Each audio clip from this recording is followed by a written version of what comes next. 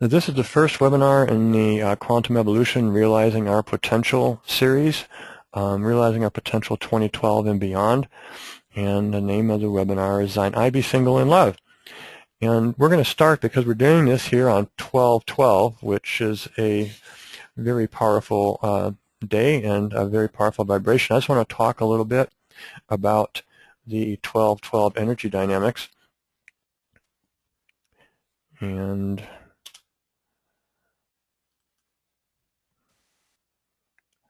I want it to shift. There we go.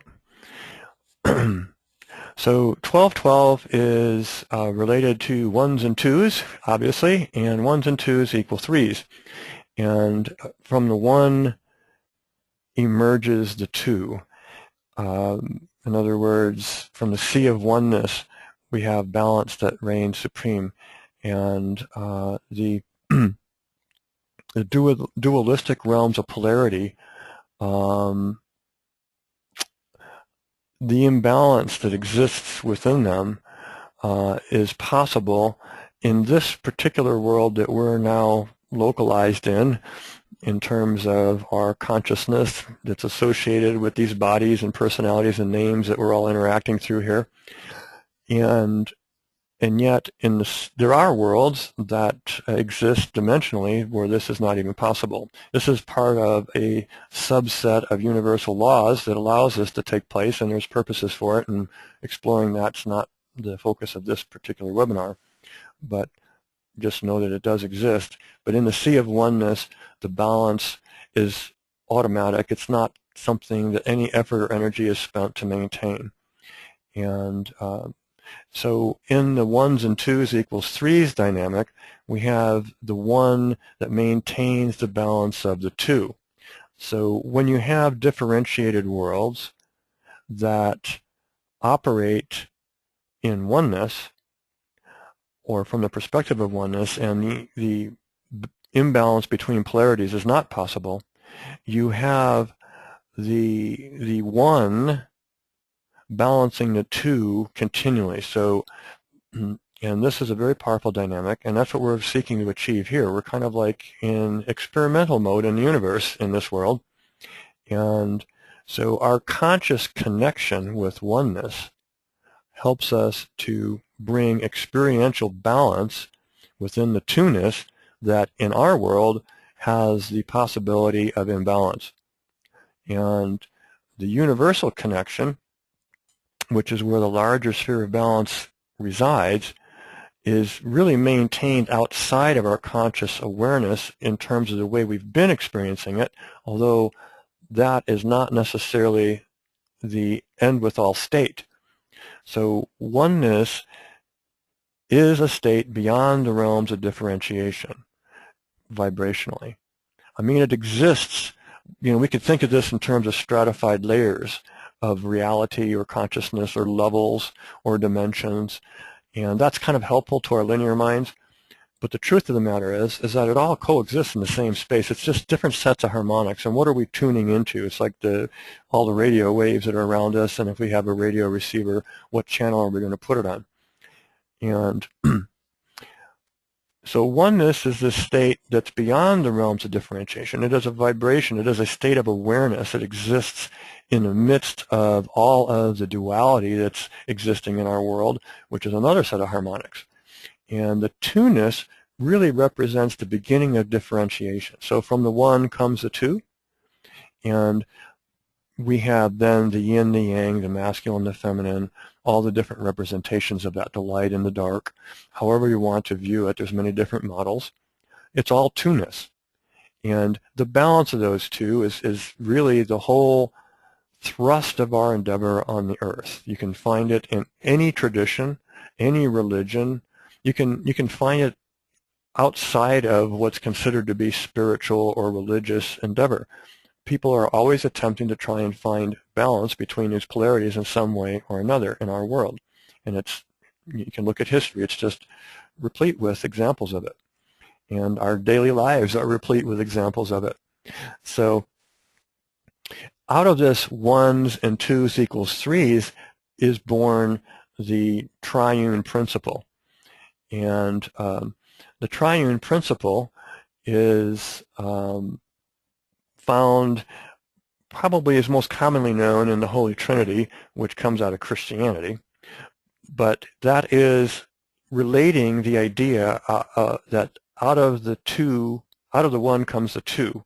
And so that produces the three, which is the triune structure.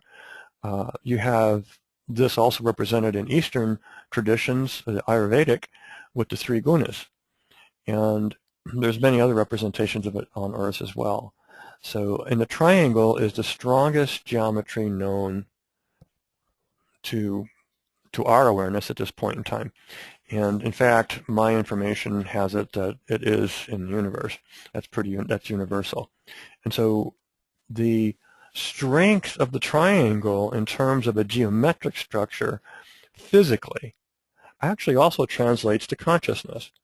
And when we have the ones and twos in balance and the three, in other words, we have both the oneness awareness and the awareness that's operating within the differentiated realm, and the oneness is in proper relationship to the twos, the duality, the two different polarities, it will maintain the balance between them automatically.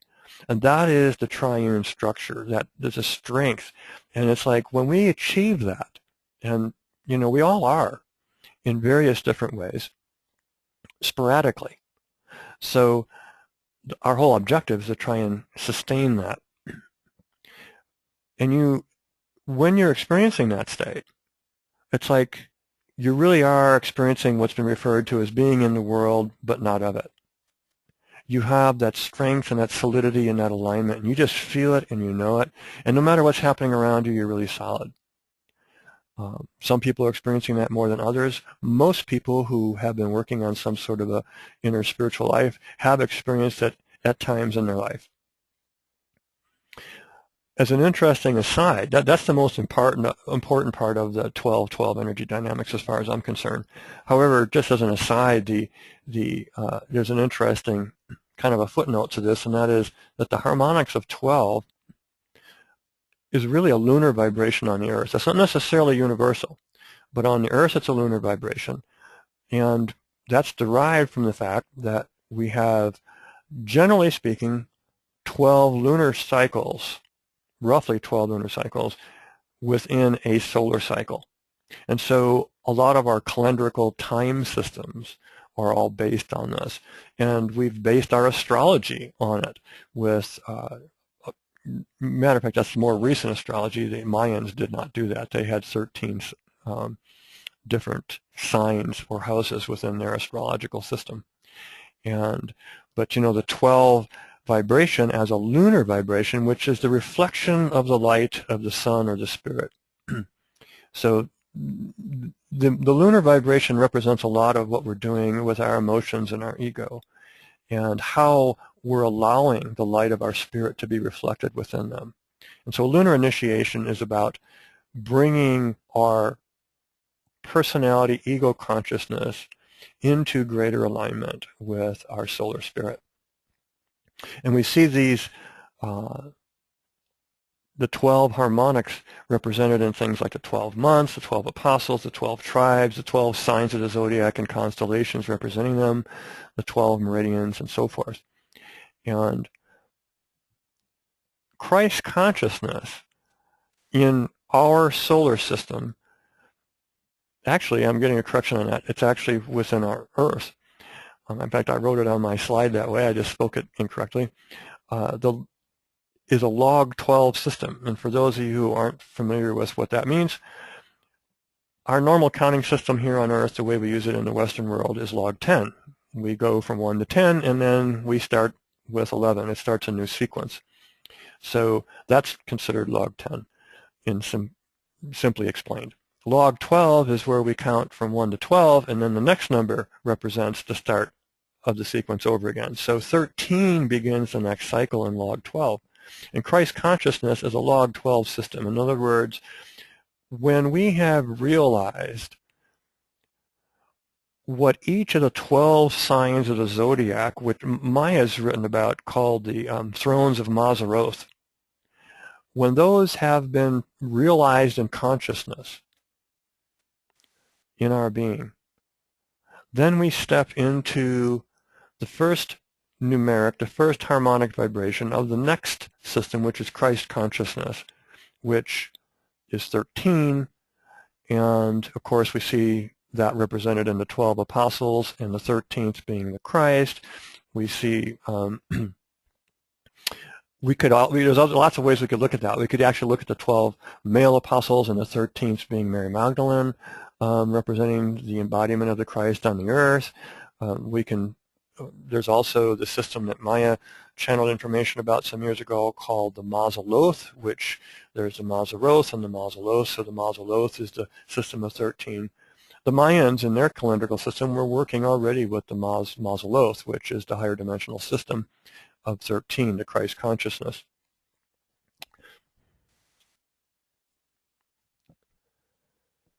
So oneness and duality, the ever-present enigma that we face here in this world.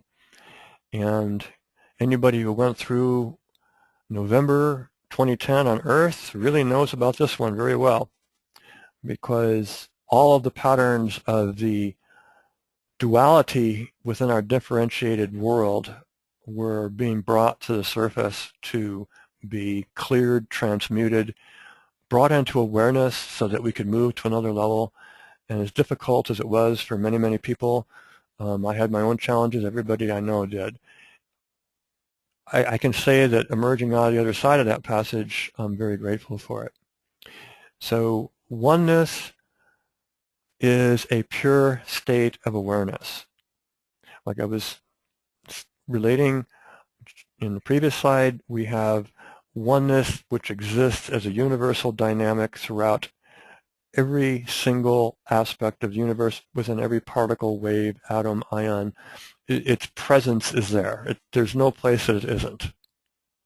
It's only our awareness that changes. So duality consciousness, as we experience it here on Earth, which means the imbalance of polarities, represents a state of awareness that's collapsed inside of the differentiated state. And because the differentiated state in our world is operating under a set of parameters we're in, it can actually be out of balance or appear to be out of balance, can be experienced that way. What we need to do is we need to be able to extract our awareness from that collapsed state and yet still be able to operate and serve within it. So we have to remember that oneness always exists. We only lose awareness of it. That's when we're not experiencing oneness, it's because we have separated from what we already are, which is oneness. Our goal is, therefore, to sustain oneness awareness. So in order to sustain it, we have to achieve it. And achieving oneness awareness isn't actually something that is like trying to get to something that's outside of ourselves that we don't have. It's already within us. It already exists. It exists everywhere, remember? So we have to just simply understand what it is that we have been engaging, perhaps unconsciously, perhaps consciously, perhaps a bit of both, which is usually the case, that is preventing us from experiencing what we already are. And that's really where the job lies, is to become more and more self-aware. That's the only way we can do it, is to become more and more self-aware. And the enigma of the oneness and the duality actually reveals itself when we access the oneness awareness that we are.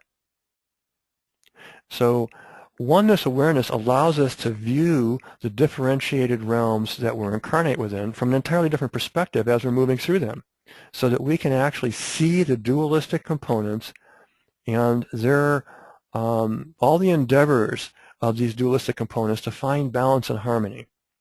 And we also simultaneously see that what all of that's attempting to achieve already exists. So we have both sets of awareness fully present and not in conflict with each other. We see that there's a purpose for all of this. We have a deep sense of it when we're in that oneness state. And so strengthening the balance of polarities occurs simply through our act of observing what's going on in our lives and our world from the place of oneness. This is a really very important and very powerful principle, and it relates to the idea of quantum, which we're going to work with a little bit more later. But science now, in the form of quantum physics, has pretty clearly demonstrated that the observer is part of what they're observing, that it has an outcome on what is being observed, that you cannot separate the two, that they're intimately what they call entangled or interconnected, as we might say. So think about this in terms of how you observe what's going on in your life and around you in the world. If you move to the place of oneness and you observe it from that place, then you are entering into a very powerful engagement in your observation. You don't necessarily need to do anything with it. This has been one of our large misconceptions, is that we're observing and we're not recognizing that we're actively participating in changing it just by doing that. So we seek to try and do something else, and we can get all tangled up. Now, it may be that our spirit, our soul, wishes to engage something else, but we will only truly know what that is and what is correct to enter into in terms of an engagement at that level from being clearly centered in the place of observation of it first, from the place of oneness that we are. And from that place, then we have all-knowing. And it's like we'll know where the movement takes place. And as we go to take that movement, whatever it may be, and it may be nothing more than the observation in some cases, but if there's another movement to be taking place, if we stay centered within the state of oneness, then that movement will be perfect and everything will flow.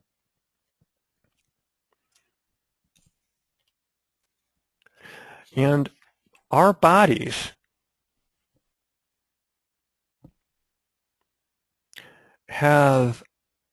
they're really our best ally for oneness.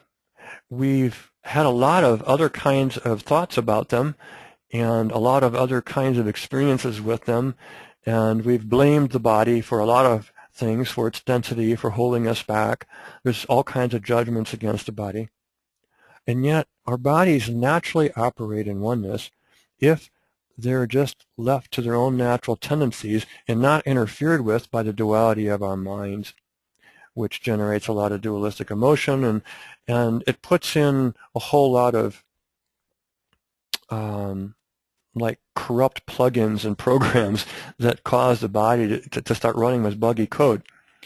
And if you have any doubt that the body operates in oneness, I'm going to try and help you overcome that right now with this particular section, because every system in the body, just consider these things I'm saying, every system in the body interconnects and intercommunicates with all other parts. And there is some phenomenal research taking place right now that is identifying all the ways this occurs. They've already known about the biochemical communications. That's where medical science has been largely focused.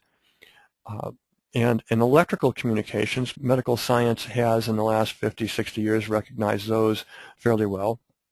But there's also electromagnetic connections, which are field interactions between the different cells in our body, within the different aspects of our body, within the different organ systems.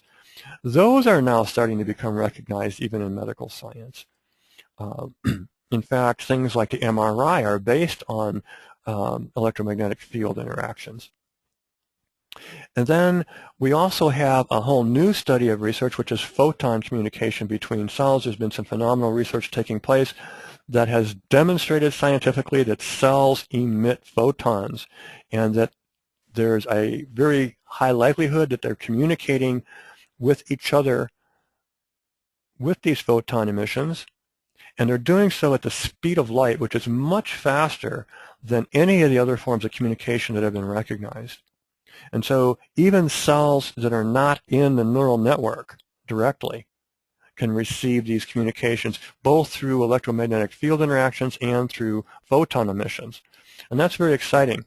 And there's some one other bits of research that doesn't really pinpoint the mechanism, but which demonstrates the oneness of the parts of the body, was conducted back in 1993, which is quite a while ago, and it was designed by Cleve Baxter, who is the communications and experiments with plants guy. He's a person who, by profession, works with lie detectors, and he's certified, and he teaches people how to use them, and he works for police departments and various things. But he's done a lot of phenomenal experience with plants and how they respond to human emotion. So you probably know him from that. That work's pretty well known. Well, what's not so well known is this experiment that he designed that the U.S. Army did, where they took a person and they took a sample of their DNA from their saliva, and they separated that from the individual by some distance. Now, they had already demonstrated that it was possible to measure within a person's body the electrical and chemical responses to emotion. So they took and they wired this person that the saliva came from up so they could monitor their responses, and they wired up the saliva so they could see what kind of responses the saliva was having. Now, the saliva and its DNA were separated from this person initially by 350 feet, and it was inside of a shielded room, so there was no possibility for electromagnetic field interaction.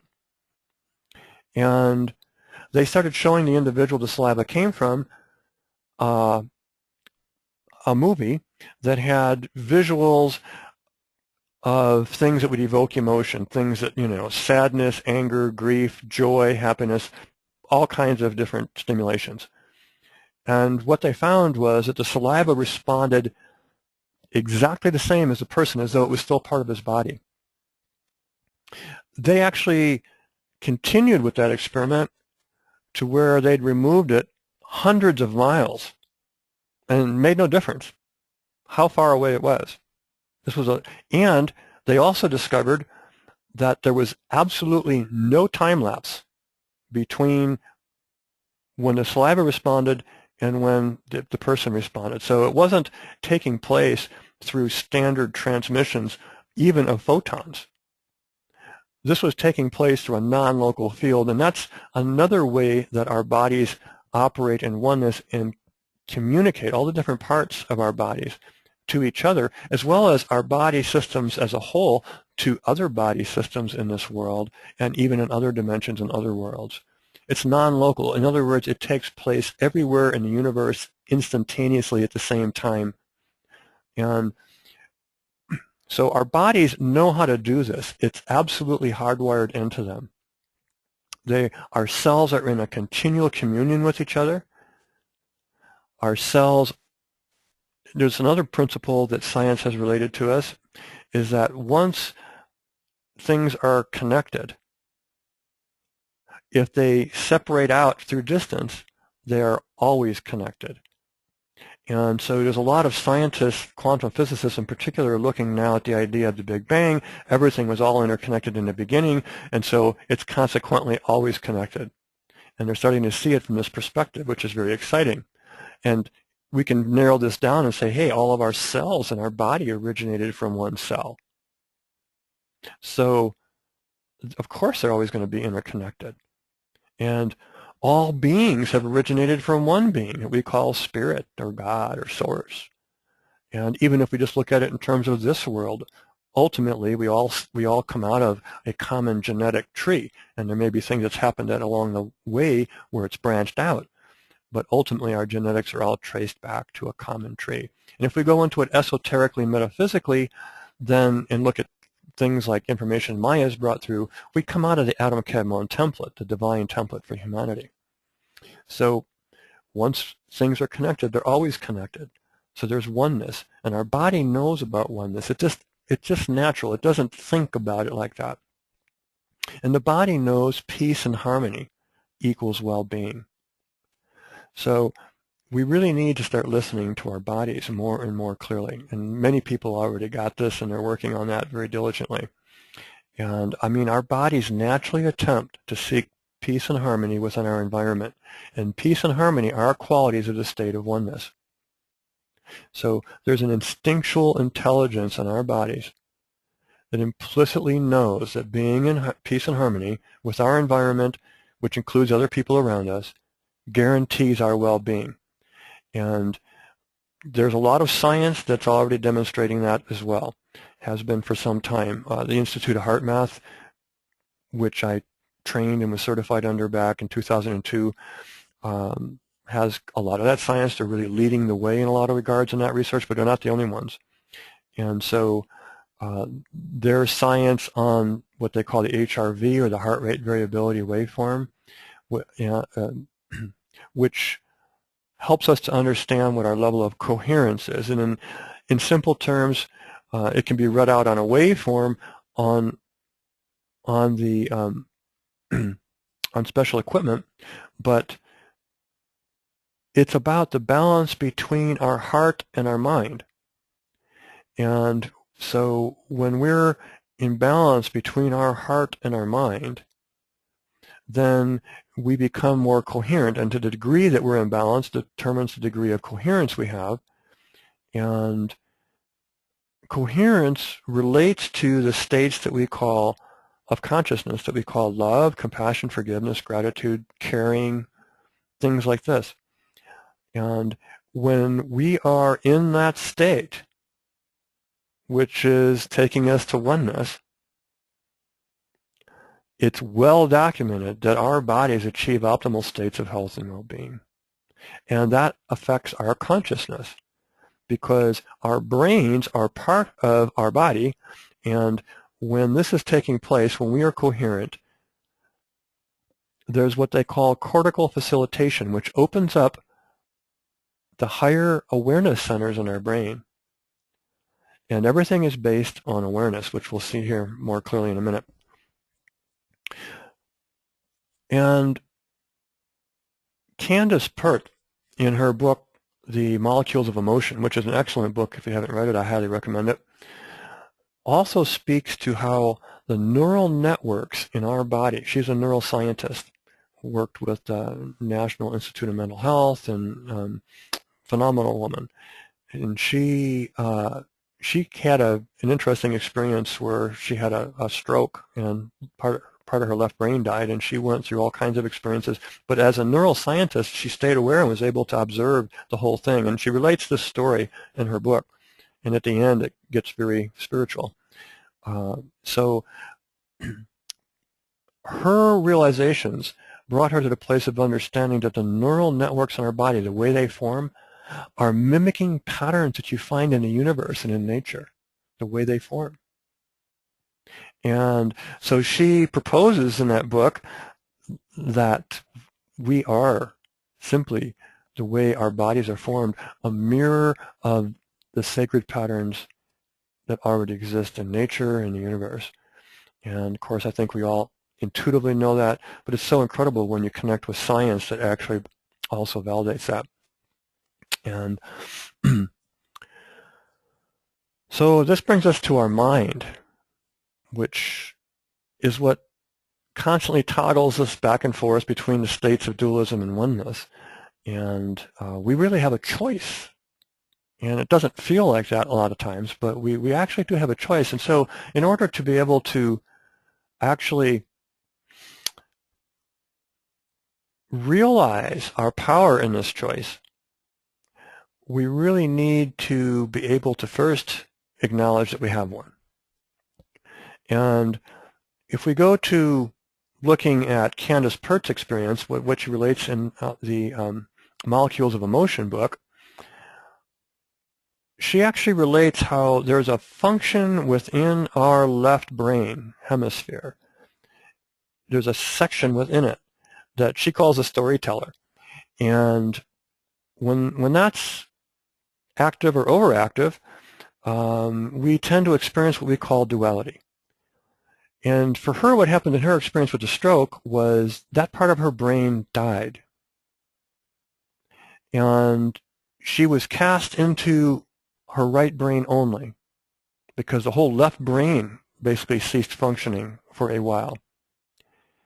And when she was in that state, she relates that she just felt complete oneness with everything. She called it La La Land, but complete oneness with everything.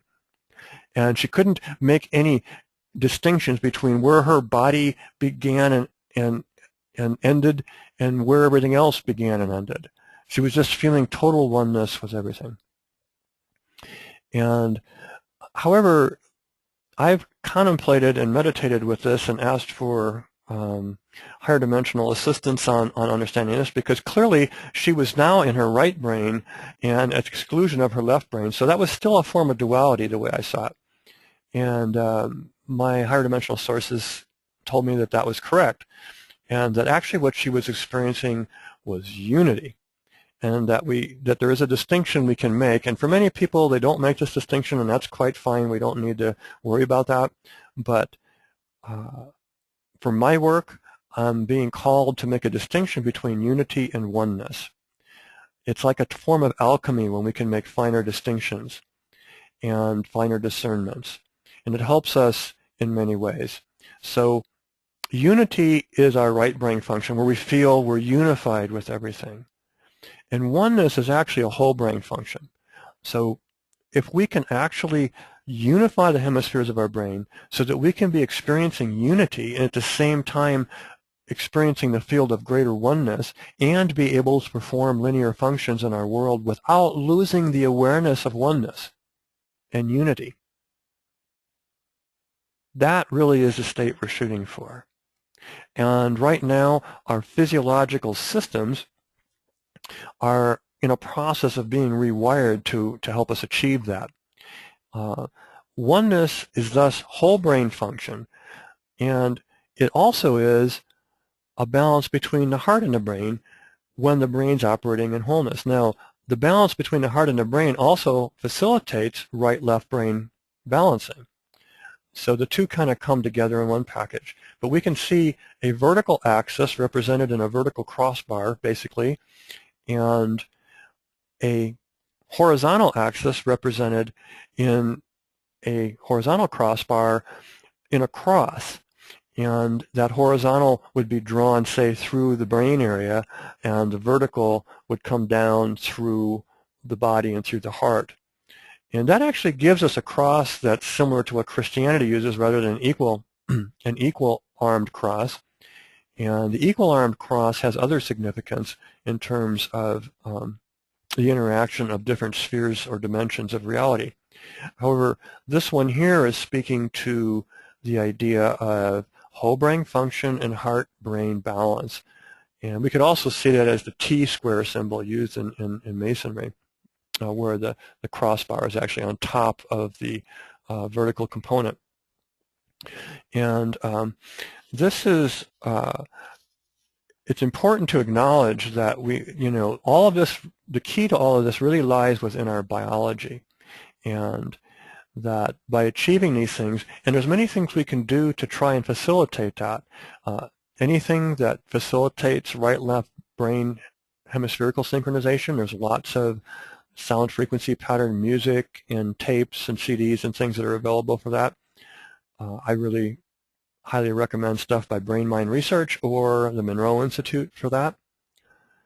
Will help facilitate this. Also, I'll be speaking more to tools in another section here, so we'll get into that later.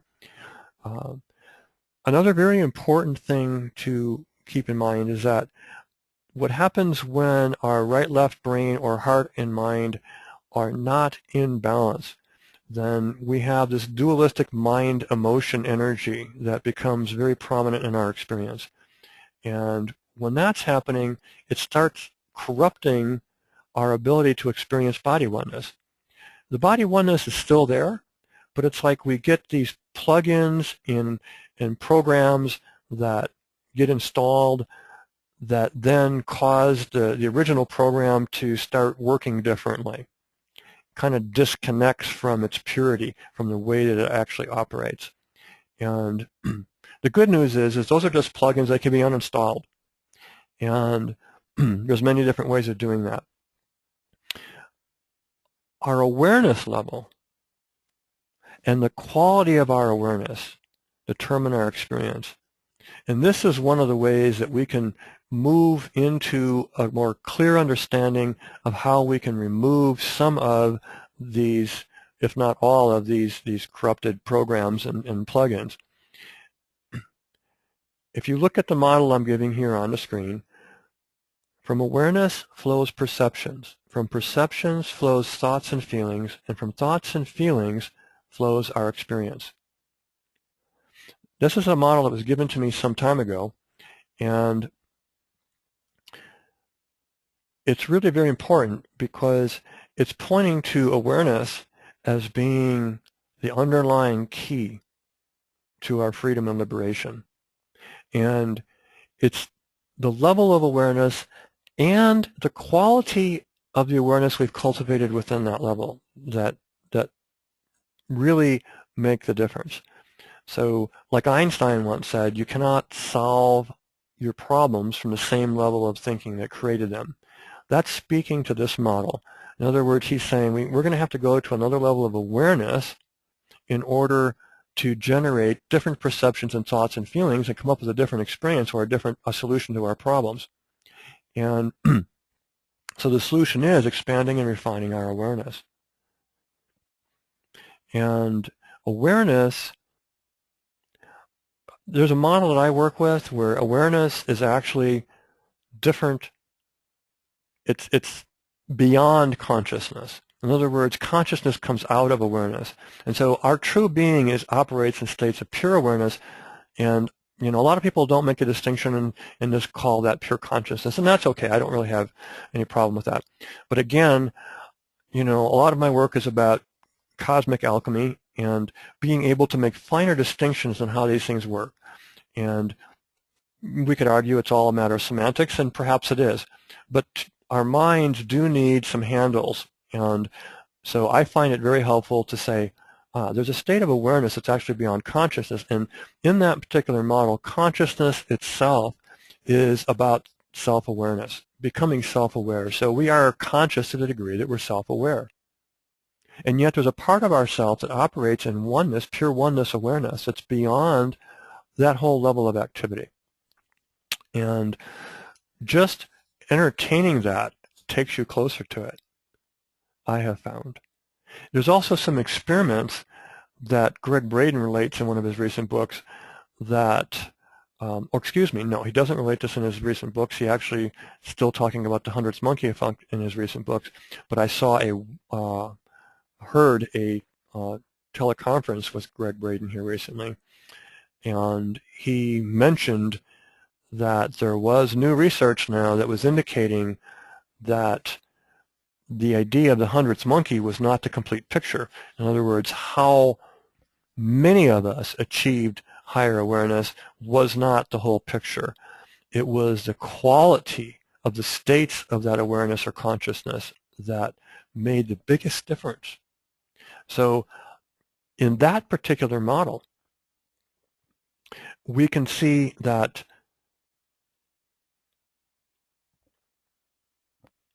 just a few people achieving very high quality states of consciousness and awareness can actually make the shift for the whole planet. And that's something that I have felt in my being to be true for a long time. Maya's channeled information from Thoth about it in the past, and yet there was no outer scientific representation at all, and now it's emerging. That's very exciting to me, because it also lends credence to many of the things that we've witnessed taking place on our planet, like the masters that go up into caves and they just they don't interact with humanity. They don't engage society. And so according to a lot of thinking, maybe they're kind of in an escapist mode. But if we understand this scientific principle, what they're doing is they're cultivating a quality of consciousness that's exceptional. And some of those beings in the caves that have reached very, very high levels of quality in consciousness perhaps have made some really major contributions to the forward movement of this planet and helping the whole thing shift. I really like that because I have to admit it, there's a part of me that'd like to be one of them. It's not where I'm at this time around, but anyway, I feel that these are important principles to understand, and that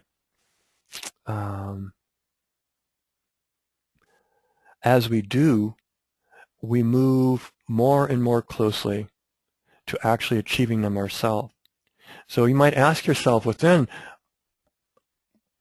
just what qualities in this consciousness is it that you're here this time around to develop? Because there's so many different qualities we can develop within consciousness, and any one of them is like a vector into higher states of beingness and oneness.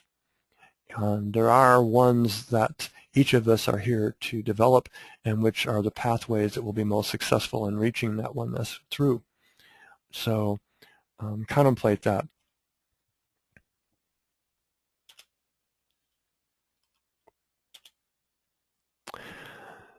So here are some tools to help expand and refine your awareness into unity, consciousness, and oneness. A big one is breaking out of identifications. Identifications are duality glue. They are what cause us to have our awareness collapsed inside of the duality. Anything that we are identified with, that's where our awareness is basically anchored. It's just that simple. So moving into more expanded sense of self is very, very important. And as we move into more expanded sense of self, heading towards our true oneness self, our essential self, our higher self, our God self, our I am, whatever we wish to call it, we will be releasing other identifications. And anytime we're going through kind of a transformational process and we feel that inner challenge, like everything is kind of discombobulated and we're feeling pain, that's always related to this duality glue, the identification. So I have found it very, very helpful at those times to simply ask the question, what is it that I'm identified with and I'm resisting releasing the identity on? And, you know, the old Grail principle of ask and you shall receive. Ask the right question. The more specific you are with your question will bring you a clear answer in terms of what it is you're needing to release. And because those are the things we're needing to release, those are the things that we're identified with in some way, whether it's consciously, subconsciously, unconsciously, or a combination of all, and usually the latter, doesn't really matter. If you can feel it, you can feel like it's kind of being like something's trying to be ripped out of you. And this is becoming more and more the experience of people. And next year, it's, you know, if we're not clear, any place we're not clear, it's going to be really, really intense. So, because these identifications are going to be going out the window, lickety-split, come March next year. And working consciously and proactively to understand what our identifications are, trying to become more self-aware of how we're operating in the continuum of reality that we find ourselves in, is a very, very important exercise and very, very helpful to breaking out of the identifications to moving into a higher plane of awareness. Ceasing judgment, we're all aware of that one. One of the things that is a good distinction on judgment that I find very helpful, that I'd like to pass along right here as far as tools, is that judgment is the emotional charge. It's not your knowledge or awareness of some facts. So in other words, like Eckhart Tolle put it in slightly different words, I only have 5 cents left in the bank. That's the fact. I only have 5 cents left in the bank, I'm bankrupt, I'm done for. That's the emotional charge. And so we have to identify where our emotional charge is. So if we observe something, whether it's in ourself, our own life experience, or someone else, or the world, it's natural that we're going to observe with our awareness things that are happening. And if we try to cut ourselves off from that to get away from the feeling of judgment and put on a pair of rose-colored lenses, we're going to go through a whole another set of experiences that try and take us to true balance, because we need to be able to operate where we can see and witness the things that are happening in our world, but without an emotional charge. And when we get to that place, then we're actually able to touch them. Everything's connected, remember? We touch them, and we touch them from our higher being. Because when judgment's not present, we are operating in a frequency that's very close to our true being. In the book Love Without End, Jesus Speaks, Glenda Green, which was a great work by Glenda Green, highly recommended if you haven't read it, Yeshua tells her, judgment's the only sin, so to speak. It's really the only karma. In other words, it's the beginning of everything else that takes place. It's what causes division. It's what puts up a wall between you and something else. Dr. E. Haleakala Hugh Lin of the Self-Identity Through Ho'oponopono movement, which is another one of the tools down here, has another way of saying it. If you make something wrong, you're stuck. Making something wrong is just it's a judgment statement. So understanding and coming into a clearer distinction inside of ourselves about what's really happening inside of us when we're observing life and reality ourselves. Where's the emotional charge? There's a judgment underlying that in terms of emotional charge. But there's also a set of facts. And there's a set of facts that we're putting an emotional charge to. Retain the facts and release the emotional charge, and you'll find balance. If you try and discard both the facts and the emotional charge, you're going to be perhaps in a better space than you had with the emotional charge, but not complete. And you're going to continue having to work to get complete on that. And that takes us to the next one, which is taking 100% responsibility for our experience. And that is actually one of the teachings of the self-identity through Ho'oponopono. 100% responsibility for our experience can be related to in a number of different ways.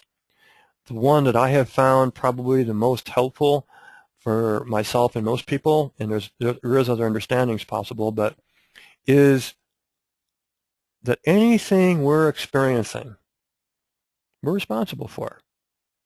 It doesn't matter how it came about into our experience, what triggered it. We're responsible for how we're responding. And many times we have reactions to things that are not coming from a conscious place in our being. But we always have the opportunity, the moment that reaction takes place, and now we are conscious of the reaction, to take responsibility for that.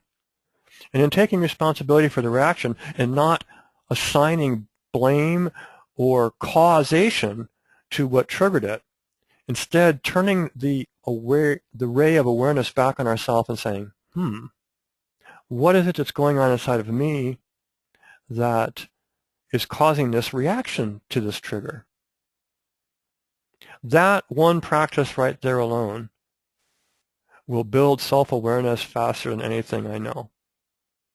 And it's something that I've been very dedicated to for a long time. So the idea of taking 100% responsibility for our experience, which ends blame and assigning external causation to things, which is the root of victimhood. And there's many levels of our being that operate in victimhood.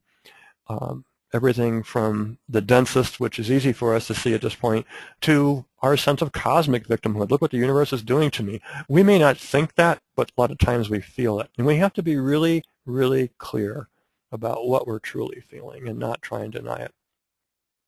And the self-identity through Ho'oponopono process, which is being brought forth to the world by the Peace of I Foundation out of Hawaii, and which I've worked with for about 6 years, And I met Dr. E. Haleakala-Hulen over Easter of 2009, and it was quite an amazing experience.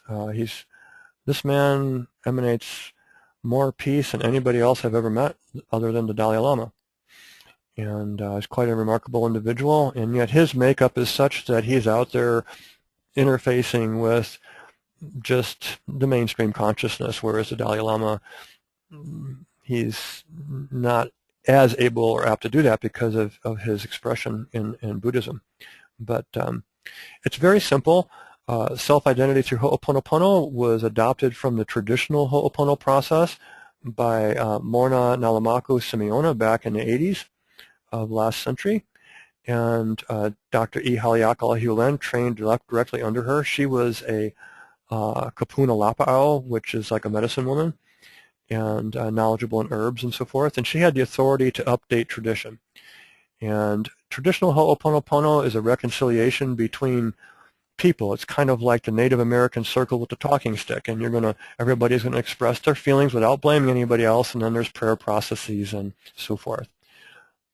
Self-identity through Ho'oponopono is a reconciliation process between you and divinity, and in this process you take responsibility for everything you perceive to be a problem. In other words, it's a shift in consciousness to oneness, to unity, saying, if I can perceive it, then it's in me. And this is where I address it. And I don't need to require anything of that other person.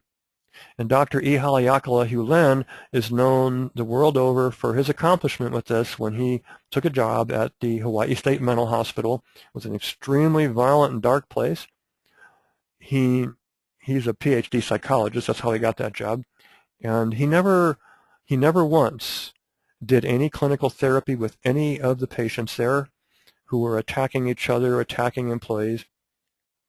And all he did was he checked staff reports so he could see what was going on, and he did the self-identity through Ho'oponopono process with each and every one of them from the perspective that what he was witnessing in those staff reports was things he needed to clear inside of himself with divinity. Inside of 3 years, all but 2 people in that institution had been discharged as healed and released, and the other 2 were transferred and they closed the facility. And this is a part of Hawaii state history, and as a consequence, there's a lot of people who will listen to what Dr. E. Haleakala-Hulen has to say. And the basic tenets of that teaching I've identified here is, number 1, there is no out there. There just is no out there. That's a very simple reminder statement. I love it. It's like the minute I feel like something out there is somehow affecting me adversely, I remind myself, yeah, but there is no out there. It's all here in me. And when we make something wrong, we're stuck. It's so easy to do that, to have a feeling or a thought and a feeling together that we're witnessing something in the news, and there's some part of us goes, that's wrong. We're stuck. The minute we do that, we're stuck. Instead of, what I have found is really a wonderful alternative to that, the minute when I catch myself in that space, is to go, what's right? Open the door. Ask and you shall receive. What is right with this situation? What is the purpose in this? There's something happening here that I don't fully see or understand, and there's a reason for its existence. And the minute you open that door and you acknowledge that exists, you start receiving awareness about it. You might not receive the totality of it. None of us really ever does. But it opens the door. If we continue being glued down in our place of everything, that thing being wrong, then the door stays closed and we don't get the awareness. Another tenet that they bring forth in this teaching is our conscious mind doesn't have a clue. And there is, the way Dr. E. Haleakala-Hulen puts it, is our conscious mind has been shown to only be able to process about 7 to 11 bits of information in a given moment, whereas we're being inundated with 11 to 12 million bits every moment. And there's only one part of us that can actually process that information, and that's a larger us. the thing that's beyond our conscious mind. We can call it supermind, divine mind, whatever, God self. And so that's why this process always turns to divinity to handle the job and says, you know, my conscious mind with the 7-bit processor mode, it really can't know what's the best thing. I can get a sense of that maybe on a deeper level, which involves my intuition, because that's part of the larger self. So we got to go to our intuition and allow that larger part of ourself to guide the process, to process the information. And a lot of times the logical mind just, really wants to argue with that. But really listening to your intuition, to your inner voice, the part of you that's connected to the larger self is critically important. And the last part is their simple formula for doing the reconciliation, and you can certainly put it in any format you want, but there's 4 frequencies here. I love you, I'm sorry, forgive me, thank you. So we have I love you, which is establishing a solid love connection to divinity, because that's being addressed to divinity, but it can also be addressed to anything. It can be addressed to another person. It can be addressed to something inside of yourself, like your own natural soul, which has been violated in certain ways by our own actions, which have not acknowledged it, have tried to superimpose corrupted programs onto the body. I'm sorry, that's an acknowledgement. That's saying, I acknowledge my responsibility here. Humility. Forgive me. That's transmutation. Thank you. That's gratitude. Those are 4 distinct frequencies, and they set up a cascade of energy flow. So one of the terms that I use, my own personal version of that, is first I make the heart connection. I don't even say words. I just connect to the spirit of all being. I feel my love there.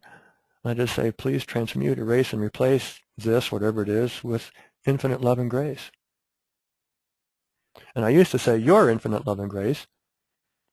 And now I say our infinite love and grace, recognizing that I am one with that aspect of being.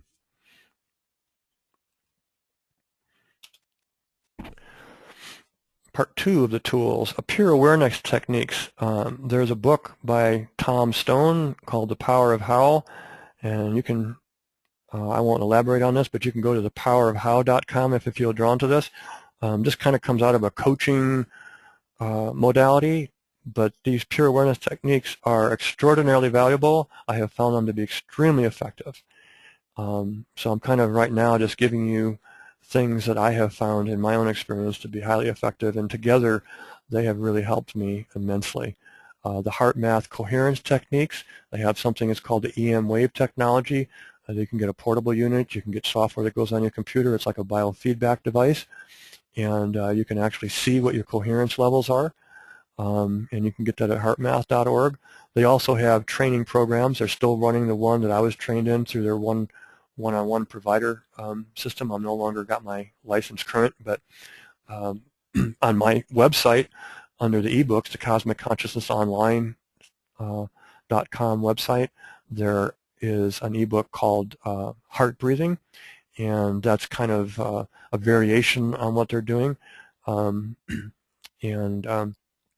there's meridian tapping, which is actually quite effective. I've known about this for a long time, played with it some years ago. It's come a long way since then. If you go to thetapping-solution.com, there's a free ebook available with a beautiful diagram on one page of where the points that you tap are. There's something outlined in that book that's called the choice method that a woman developed, and of all the methods related in there, I feel that's at the highest frequency. And I've been working with it of late, and I've had some pretty good results, actually. And it's very simple. It's very easy to do. And one of the powerful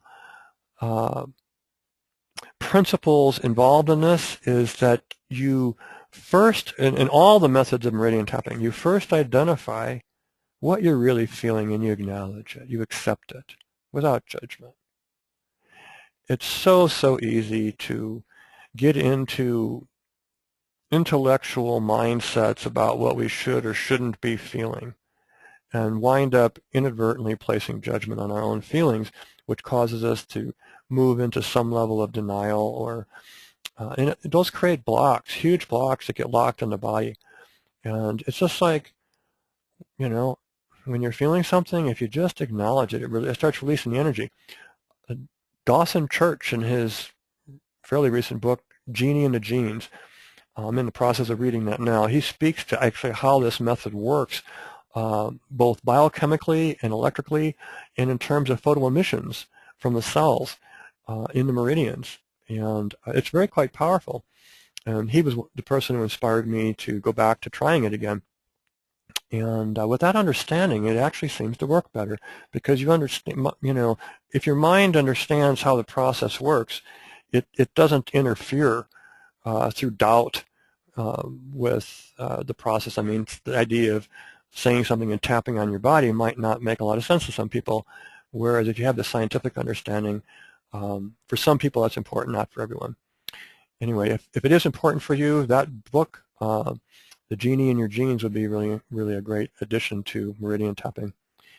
And it's very simple too. It's very fast. And the last tool in part 2 is just, it's a universal principle. Where our attention goes, our energy flows. So if we can train our minds to see love, unity, and oneness everywhere, not by denying that maybe we're having difficulty with that, just like EFT or the meridian tapping teaches, we need to acknowledge where we are in the moment, and at the same time say, I choose to see love, unity, and oneness everywhere. So that's the power in that meridian tapping. The way they've structured it in the choice method is that you first identify what you're really feeling, and you acknowledge it, and you accept it without judgment. And then you make a choice statement, say, but I choose, and then you fill in the blanks. I choose this. This is the reality I choose. So we're not trying to make an affirmation that really isn't maybe true for us yet. We're saying I choose it. And in choosing it, we make it true. It becomes part of our reality. And I really like that method. It really, I can see what it does in terms of the the energy flows in the body and the meridian system, and even the light body, how it affects the aura. It really is quite powerful. And I've been teaching for a long time that we really have to accept what is before we can get to what we wish to improve or to expand in our lives.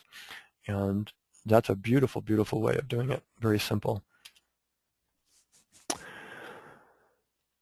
Unity awareness. How it is when our I is single in love. Our right and left brain hemispheres are balanced. Our mind and our heart are in harmony and synchronization. We have the ability to love both the flaws and the shining qualities in others. We don't make distinctions. We just love across the board. We easily and clearly can see ourselves in others. In other words, a differentiation between ourself and others dissolves.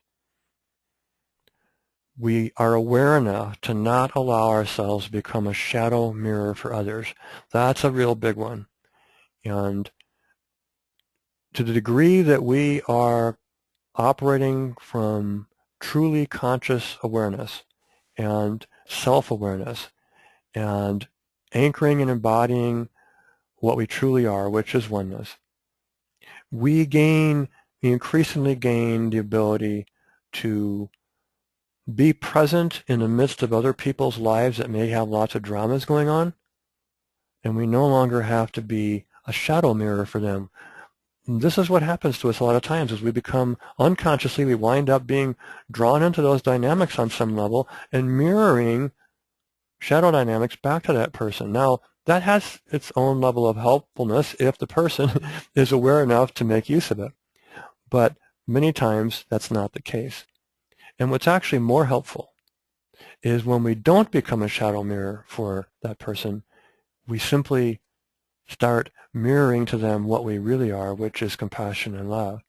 We have enough awareness to see what's happening for them, to have an inner understanding of it inside of our being, and to not hold any against them. To recognize that, the karmic ball can stop right here. It can be transmuted within our being and their being right now. There is no out there. And the mirror that we have inside of ourselves really, truly should be focused on our experience, our response, our reaction to things, not the fact of the external circumstances. That's our mirror most clear. And when our eye is single in love, we can acknowledge fear and love it into wholeness, which is a part of not becoming a shadow mirror for it. In other words, whether it's in ourself or whether it's in others, it's okay. We don't need to fight fear. When you fight it, you give it energy. It becomes stronger. Fear is just a messenger. It comes with a message, and that message might actually be one from our higher self, but it might also be one from very limited aspects of our being that don't have much awareness. It doesn't really matter. The messenger is the fear, and if we just accept the message, doesn't mean we have to do what it seems to indicate. We just accept it and say thank you. So in other words, the way I approach it is say, fear, my friend, what do you have to tell me this moment in time? And the minute you accept the messenger can go away. It's done its job. But when you fight it, you want to keep it at bay. The messenger keeps knocking on the door, and sooner or later the messenger shows up with 100 other messengers knocking on the door because they got to deliver this message. And it's just that simple. That's kind of a maybe a childish way of looking at it in some regards, but it's actually been very effective for me, and it's something I've worked with for a long time. And so when we can just acknowledge fear and say, okay, you have a message, tell me about it, and then after you receive the message, you take it to your higher awareness, and you go, okay, now what do we do with this? We're going to just transmute the energy because the message comes from a very limited place of awareness, or, sometimes I see it and I go, that's actually my higher self trying to say something here, and I really need to listen to this, not coming from a place of perpetuating the fear response, but now being empowered to take action on something that maybe I wasn't aware of before. And when our eye is single in love, we see and sense the grand design and purpose in things. So to the degree that we're achieving this single sight that doesn't see duality, I mean, it recognizes its existence, but it doesn't participate. It's operating in oneness. It's operating in unification. It recognizes, okay, so this thing has a process it's going through, but that's okay. It serves a purpose. I just accept that, and I'll just be present from this place and offer it the potential of this instead. And when we're in that place, we can see the grand design and purpose and everything that's happening. We may not see, again, the totality of it, but we'll see enough of it that we grok it, and we can be present and just allow it. It's okay. And maybe there's things that we need to do as we're witnessing it from that place, that maybe there's some response. If it involves the abuse of another human being, maybe we need to take some sort of proactive measure to help that person and eliminate the abuse. But how the place we do it from is critically important. If we can do it from the place of our true self, our oneness self, from the eye that is single in love, then we're going to actually have an entirely different result in taking that action than if we do it from the same place of duality that's causing the problem in the first place.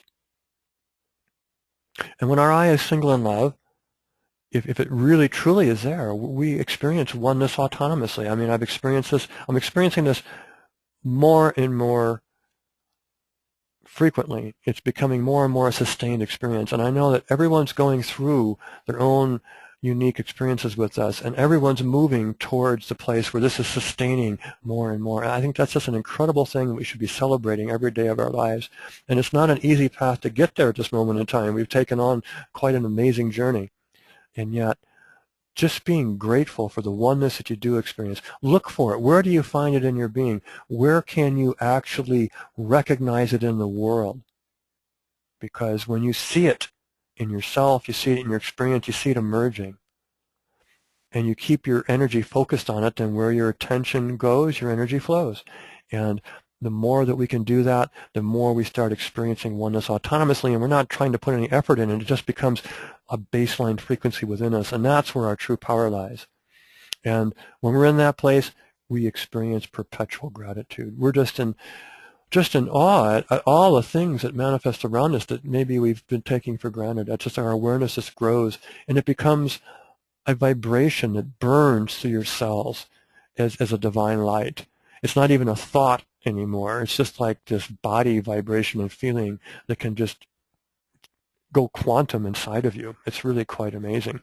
And I know that many people are experiencing this on a sporadic basis too, and it is becoming more and more frequent that people are experiencing, and it is for me.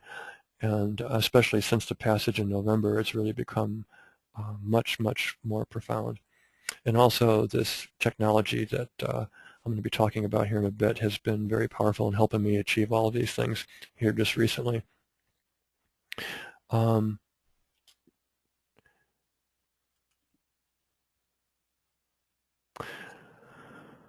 Before I continue, I just want to say, does anybody have any questions? You can do the little hand raise thing, and I'll unmute you, and you can ask the question, or you could just type it into the chat box and send it to me, and I'll address it if you don't want to talk.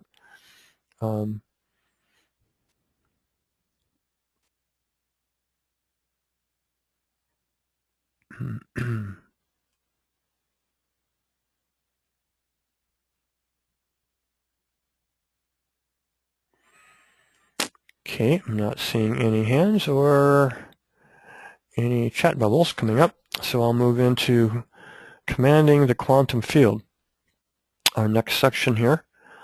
And in fact, I need to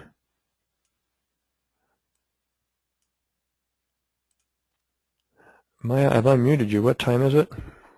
The time is 14 minutes past the hour. Past noon? 12:14. 12:14? Well, I guess so. It's here is 9:14. Oh, yes, right, 9:14. Okay. Yeah. Okay, thanks. I'm gonna go ahead and mute you again. Okay. Okay. Thanks. Okay, commanding the quantum field.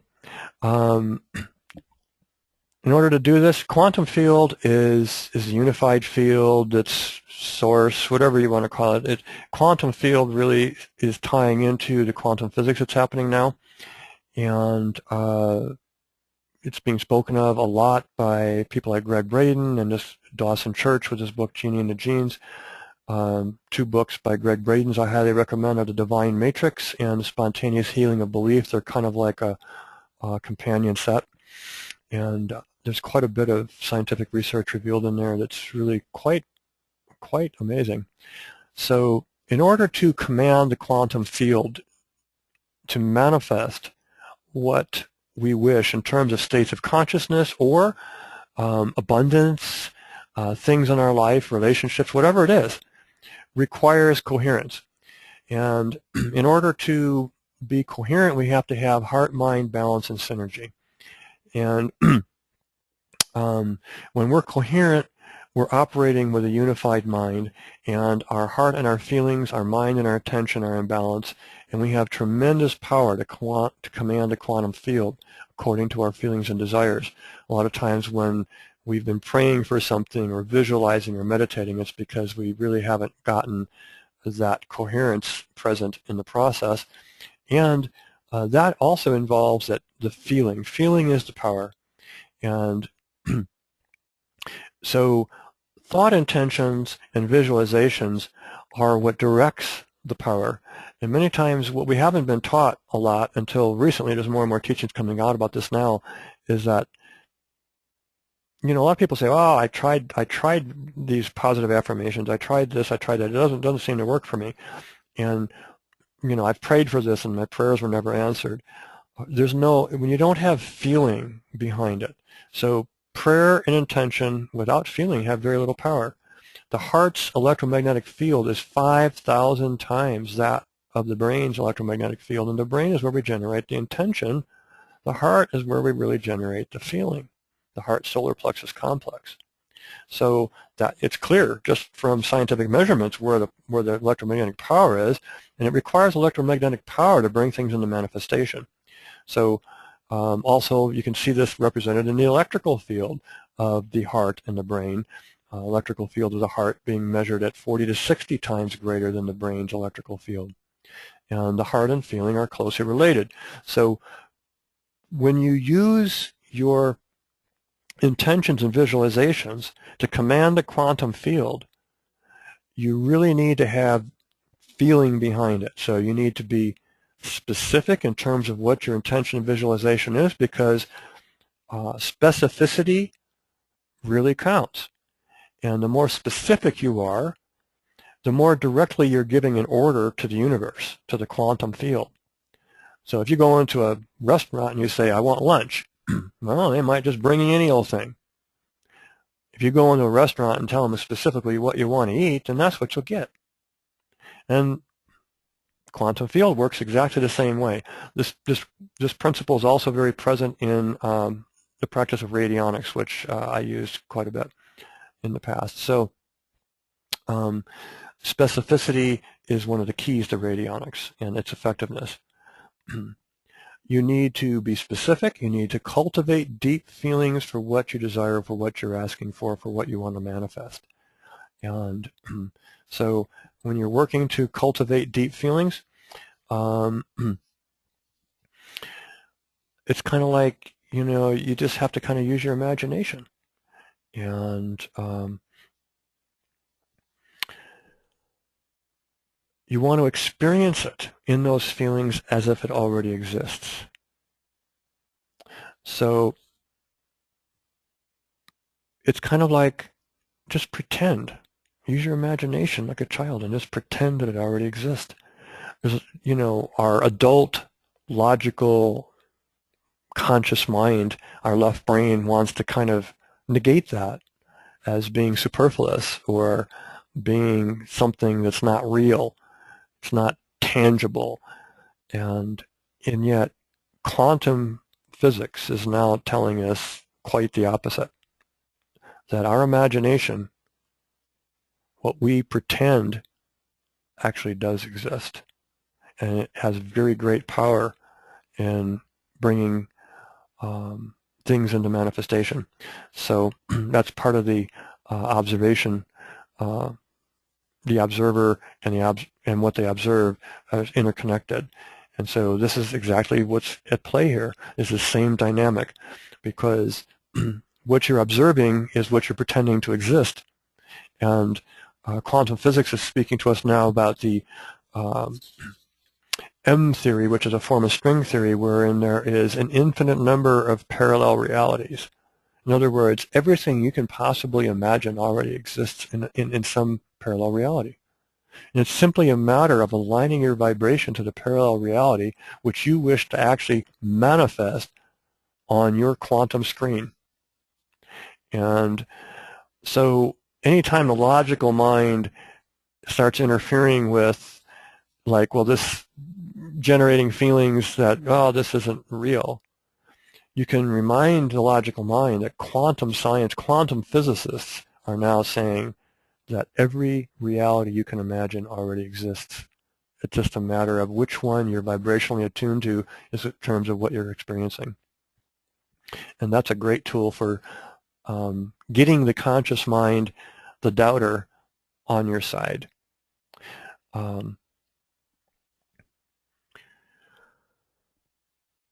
We are going to do a little process that's going to be assisted by Metatron and with this. So, and I am going to, I asked her an email, and it was kind of last minute. Maya, did you want to do the attunement on this, or with Metatron? Well, or not? Yes, I would like to. Can you hear me? Yes, Can you hear me? Yeah, everybody's hearing you. I would like to. I have not, of course, prepared anything. I would just like to, in my sort of typical style, go with the flow, if that's all right. But I would like to ask the nature of this process? Could you just give me just a very quick, what are you focusing toward with this process? Commanding the quantum. The steps I just outlined, we're going to work with each. Okay. We're going to each work with each one of those in a process. So initially, what we want to do. Calling upon Metatron to do. Yeah. So basically, I'll take them through the process. I'm just looking for an attunement. So in other words, right. to bring Metatron present and bring everybody into the space of Metatron. Metatron, by the way, people started showing up for me. I mean, I've been working with the Office of Metatron for a long time, but as a direct communication from a being, he just hadn't shown up and I hadn't pursued it.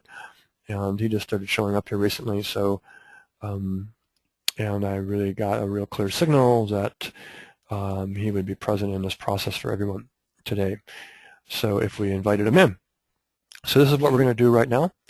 And Maya, if you would do the invocation of Metatron for us. That's kind of a better way of saying it, maybe. All right. And then when you're done, let me know, and I'll mute you back out. So if anything happens there, it won't interfere. Okay. All right. Okay. So I would like to ask you to please just take a moment of silence, of relaxation. We've all heard so much wonderful information here from Simeon, and I'm just filled with it all. But I'm asking you to put your mind aside a bit now and just still all those little brain cells that are so excited about what's being said and what's going on. Just to still them for a moment. Take a deep breath and say, ooh, I take all this information into my cells, into my being. I don't need to quantify or qualify them in the moment. I just let all that go. And I take a deep, wondrous breath of air. The air that we all share together on this planet, that's been breathed through many ages of time and recycled and coming back to us. And as we breathe this air, we breathe the intelligence in the air that has been stimulated and added to through all the great minds of the world. And incidentally, the more negative thoughts that have been created in the air have been largely filtered out, and we can choose to say, I simply accept the higher qualities of this air vibration to come into my lungs, into my body, into my brain, and most importantly, into my heart. So let's take a moment and do that together. Breathing in and out on your own pace. Continue to do so for a few moments.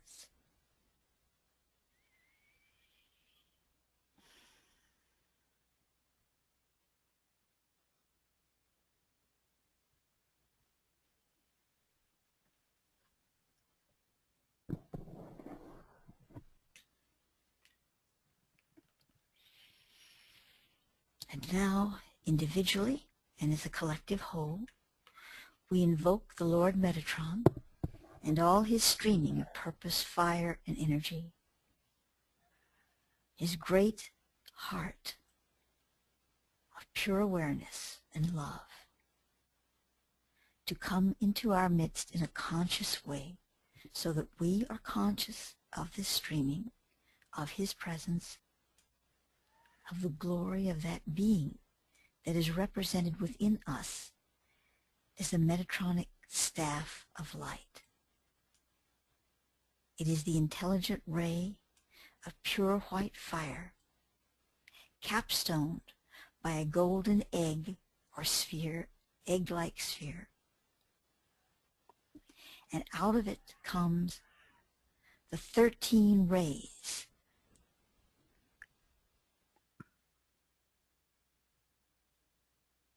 of the greater universe, of the full Metatronic presence of light consciousness, and beyond to pure awareness. The golden egg represents the egg in the hand, the presentation of that rebirth from the Oratron into the Metatron, and all the potential it contains therein. The 13 rays are the 13th heaven, which Thoth often refers to as the Atosic realm, where there is no duality, but only oneness. And as we invoke this being Metatron, we ask of him it, the presence, O Metatron, being Lord of Light, of the 13th gateway to the heaven, of the gateway to the 13th heaven, we ask that our eye be single in receiving the quantum light codes you are presenting to us this day, directly into the heart, directly into the unity of the brain-mind complex.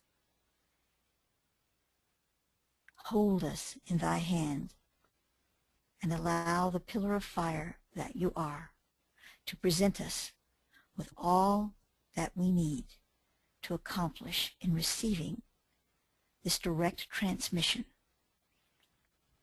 of full Metatronic field embrace. And so it is. Thank you, Maya. Now we'll move forward with the process from this particular space, this wonderful space. So continue that breathing process in and out through your heart now, bringing all your attention into your heart, raising your field of coherence, and identify your intention and be specific. I'll give you a moment to do that.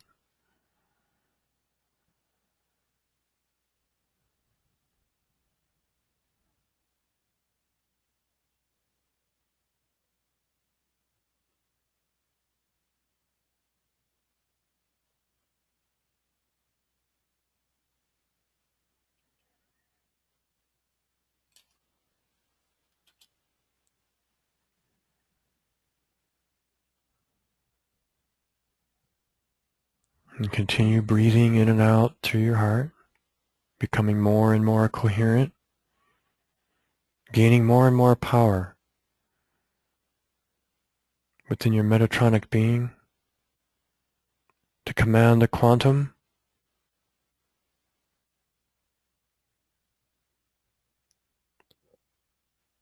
and ask for full soul alignment with all that you ask for.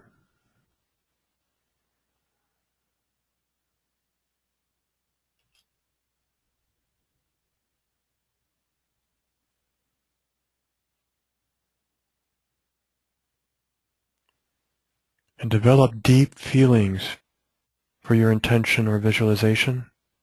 Sort of really get into it.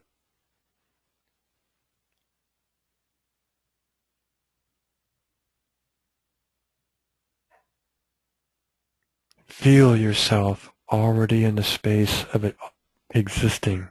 It already is.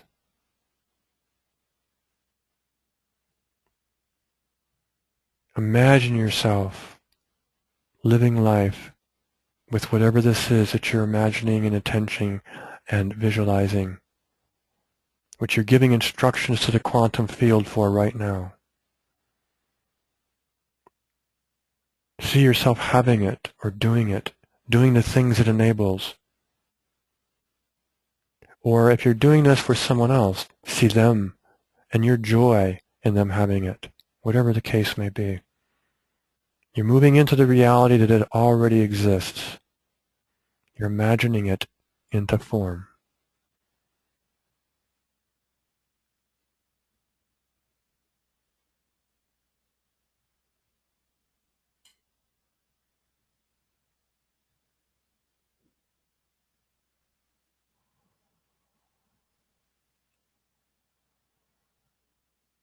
And as you're developing these feelings, these deep feelings, they are the command, the power behind the command. Your intention is the command, the feelings are the power behind the command. And you want to breathe these feelings in and out through your heart.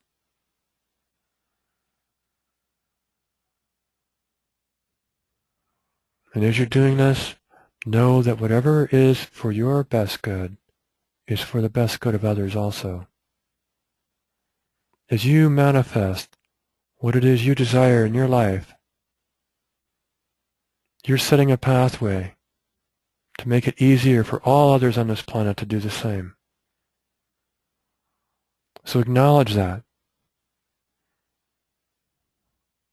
Dedicate yourself to manifesting things in your own life for the benefit of all beings. The simple act of manifesting what you need, what you wish, what you desire, is an act of compassion for all beings. For if one can do it, and we are all one, then others will be able to do it also much more easily. We must step forth and become examples.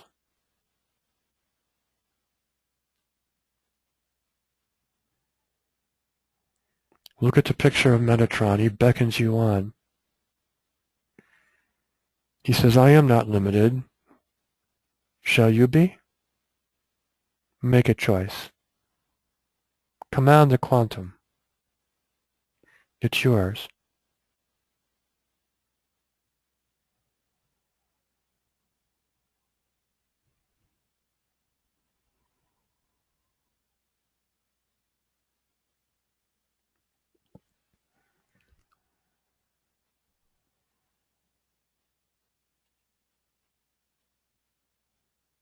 Become aware of your feeling energy rippling out through the quantum field and commanding it into action.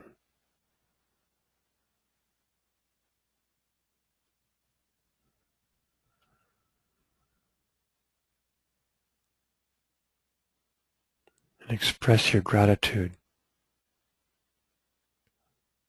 for whatever is the focus of your intention and your visualization, as though it already exists. Know that it already exists in a parallel reality. And you're telling quantum, that's the parallel reality that should manifest on your quantum screen.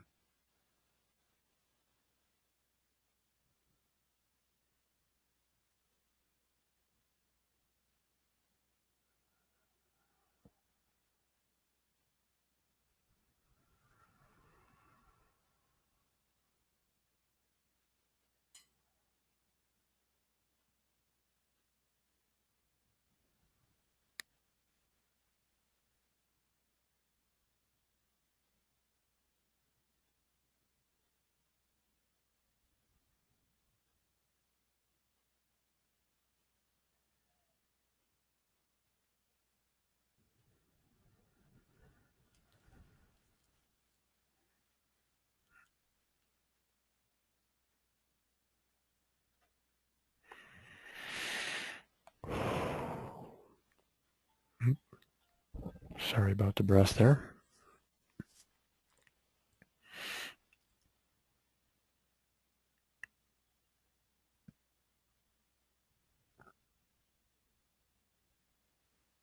As you move forward now into your life from this point, hold the feeling that this already exists. Revisit this space. Make it stronger and stronger within your being. And watch the magic happen.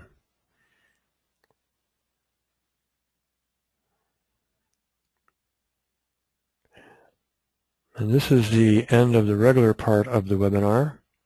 The final segment, which I added in here based on some recent developments, is on divine alchemy for unity and oneness, and it's involving this technology, which I've named Regenesis, H2OAU, and so that's basically my branding, but it's a very, very powerful technology. It's being created in a very small alchemical facility. I say alchemical lab in a sense, but it's it's not a chemical process. This is an energetic process, and it involves some very unique equipment that took the woman who has developed this technology many years to be able to create and perfect. And she has followed many, many threads involving everything from angelic guidance to stuff that she's gotten out of Scripture to electrical engineers and other people who were working with Tesla technology to help her understand bits and pieces. And voila, she has come up with this technology. And her journey took her through many different places. She has discovered a number of ancient sacred archaeological sites in the desert southwest of the United States, which were part of this process. One of them was in Utah, is a 7-step pyramid, which is about 60 feet at the base, about 35 feet high. It is very ancient. The rock color is different than the surrounding rock. It's definitely tooled and hewn blocks, and it has inscriptions on it. She had people who were Hebrew and Egyptian and Native American scholars, people who had studied those languages and their symbols and glyphs, look at the glyphs on the pyramid. They're kind of a combination of Egyptian and Hebrew glyphs, somewhat of a blending of the two. And they were referring to what they called the Chamber of Heavenly Fire. And so they continued looking. This pyramid's kind of cracked down the center, and they found an entrance, and they went inside, and there is a chamber inside of the pyramid. And the inside of this chamber, it's clear. If you've ever been to the top of a mountain peak, I used to do a lot of mountaineering, and been on some peaks that were known for receiving lightning strikes very frequently. They're covered with a glass-type substance that the rock gets turned into from the interaction with the lightning. And the inside of this chamber was literally encased with this glass-like substance. And it was clear that there had been a lightning rod that had come through the top of the pyramid in its tachyon column down through the center and into this room. And inside the room there was other glyphs. These other glyphs were saying, they indicated there has been a large bowl underneath of the lightning rod, and that there was water in the bowl, and that there was a process going on, and that the initiates, those who were part of this culture, were to come to what they called the Chamber of Heavenly Fire, which this room was called, and they were to do so once every 90 years to gain immortality, and they were to do so 9 times. Well, that alone indicates that these people were living 810 years or longer to visit this place 9 times, 90 years apart. And well, that was the beginning of her journey, and she had some angelic guidance come in about what was going on, and it took her to other places in Utah and the desert southwest, and they discovered other sites, and they kept gaining more and more knowledge and information. They ran across other people who were doing things, and the end result is that she has created technology that's partially based on Tesla technology, and which reproduces the effect in the Chamber of Heavenly Fire without actually having lightning strikes. And this is what she's producing, what I'm calling spirit gold. It's the AU on the end of the H2O, H2OAU. And this is a this is the label that's on the bottle. So you can see it's imprinted with a heaven-earth memory circuit. Contains non-atomic gold. So the end state gold is produced through this method. Now, she actually produces this in a concentrated form, and then it gets added into water and diluted and goes through another process, which I'll describe in a moment. And that's where she imprints the heaven-earth memory circuit more clearly. The production of the N state gold versus M state, which is monoatomic, is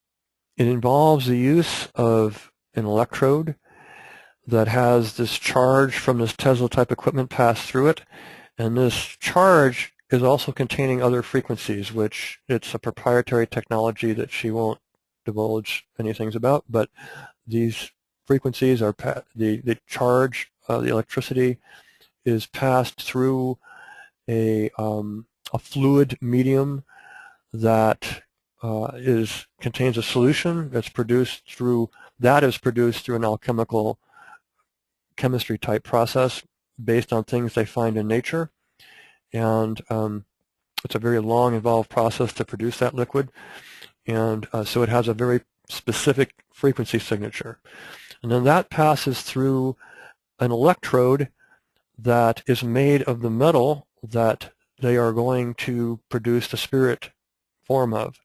So that electrode could be gold, it could be platinum, it could be iridium, it could be rhodium, it could be silver. She's done it with palladium, silver, gold, and platinum. And she's looking at doing it with iridium and rhodium here soon. And the result is a product in solution. There's none of the electrode used.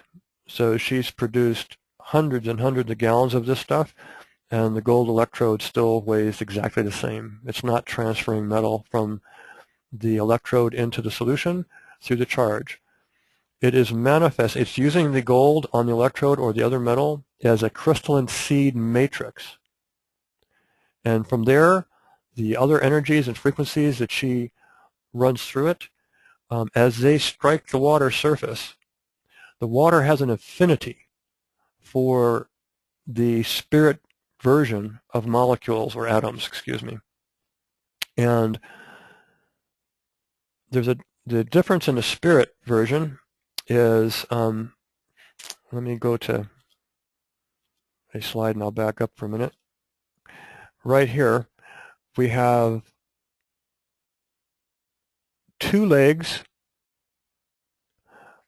of the end state material. The end state metals is in the divine ether, and one is in this realm, in the earth, in the physical realm. And so you can see the energy flow from this comes from the divine ether, or Ein Sof. Thoth calls this the elixir of Ein Sof. Maya channeled that here just the other day. And it's bringing the intelligence and the unlimitedness of the divine ether here into the physical state, making it present here. Its potential is present, and it connects, it creates a bridge.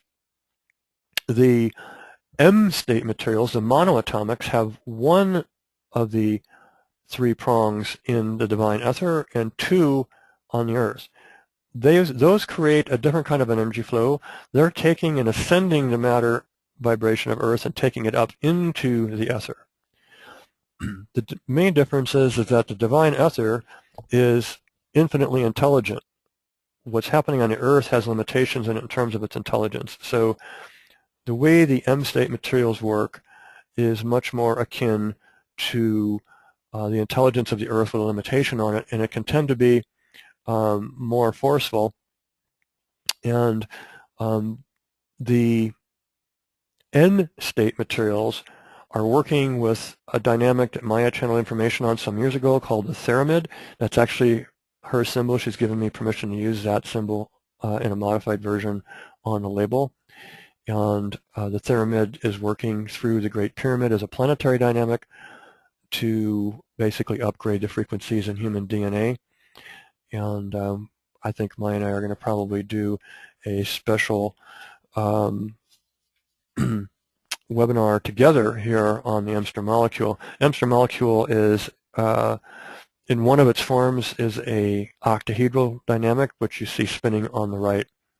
And one of the visualizations for activating the Emstra that I have used and Maya's used through the years is to see the Emstra molecule in the heart center and do some heart breathing in and out through the heart, fanning it into a brilliant flame. And the Emstra molecule basically exists in the interstitial spaces between the molecules of the DNA. You can see DNA represented here, and actually that little octahedron belongs between those little teeny circles that you see, which are individual molecules making up the larger chain of molecules that DNA represents. It's in the spaces in between. So that means it's really in every place in our body that the DNA exists, which is everywhere. And focusing it on it in our heart is one of the ways of activating it. And this here is my written version of this here graphic. So we have basically this particular substance is a form of prima matra, which Maya's written much about in the past, which her and I have worked with many, many times in the past in various forms. And it's a very pure form. The monoatomics have certain fairly well-known possible drawbacks or dangers to them, and they have to be approached very carefully. First of all, the purity of the material itself is very critical, because this is produced through a very, very long and intensive alchemical process. So there's strong acids being used to react various things, different purification things, and how well the lab performs those particular techniques has everything to do with how pure what you have is. There's always the possibility of various contaminants being in the material, and there is also another very distinct possibility, which has been fairly well documented, that many times some of the monoatomics convert back to metallics in the body and will deposit there. And even gold as a metallic in the body is not desirable. It's a heavy metal. So with the N-state material, that is not a possibility. You don't have that process going on. It's pure distilled water. And that starts out, and there's an electrical charge with these frequencies that it's subjected to, and that creates alchemical changes in it, and there's nothing else added to it. Now, the Regenesis H2OAU is actually the product of two processes. I've been speaking about the first one, which is the production of the spirit gold, the N-state gold that's in it, and the second process involves a different kind of a charging process. So what happens is this woman takes the concentrate, which is extremely concentrated when she's done with this charging process using the gold electrode, and she dilutes it, because it would be too strong to take that way. It would cause many people problems. And she dilutes it down to what her guidance has been, and she puts that into distilled water, and then she puts it to another charging process, which creates what she calls the water of immortality, which is something that is kind of obscurely mentioned in the book of Joseph and Asenath, which is one of the non-canonical Old Testament scrolls. And you can look that up online and get some various translations of it. But there is a point where they're talking about this water that Asenath is asked to be bathed in by the angelic form of Joseph. So this is what set her on a path with that. And when she creates that water, she uses that charge. That's creating a direct heaven-earth or ether-earth bridge in the water itself, and it creates a highly charged water. So this water is very different. It's not the same as structured waters or other energized waters. It's not working on the same principle at all, and it shouldn't be used for the same purposes. It's basically a very powerful transformation agent, and it's one that it really doesn't seem to elicit detoxification responses. So its mechanism is different than other types of transformation or healing agents, and as a result, it's quite a pleasant experience, actually. And when you first open a new bottle of this water, you don't want to just take it and tip it to your lips and drink it, because you will get shocked. there is a very powerful electrical potential present in this water. And that electrical potential is pure etheric energy. It's not standard electricity.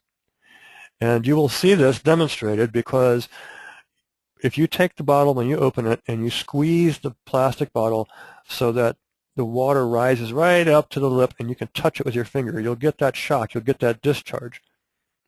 If you just take and you cap that water now and you set it aside someplace in a suitable location where it's not exposed to sunlight or heavy EMF or other things, there's instructions that you'll get with the water about all that. That water will recharge itself.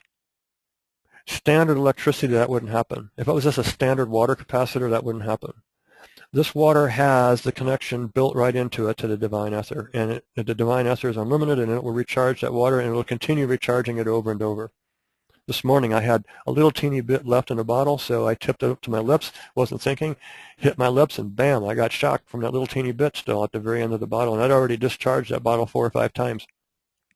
So it's amazing. It's amazing. It's like I couldn't believe it at first, but it does happen, and that's the reason why. And Maya has brought through some pretty incredible information about it and how it links to the Emstra, which she's going to make that available on her website. And I had a lot more information to share on the Emstra, but we're kind of running out of time. So both to share my information as well as hers in any more depth on the Emstra itself. And I think that that's better forwarded to a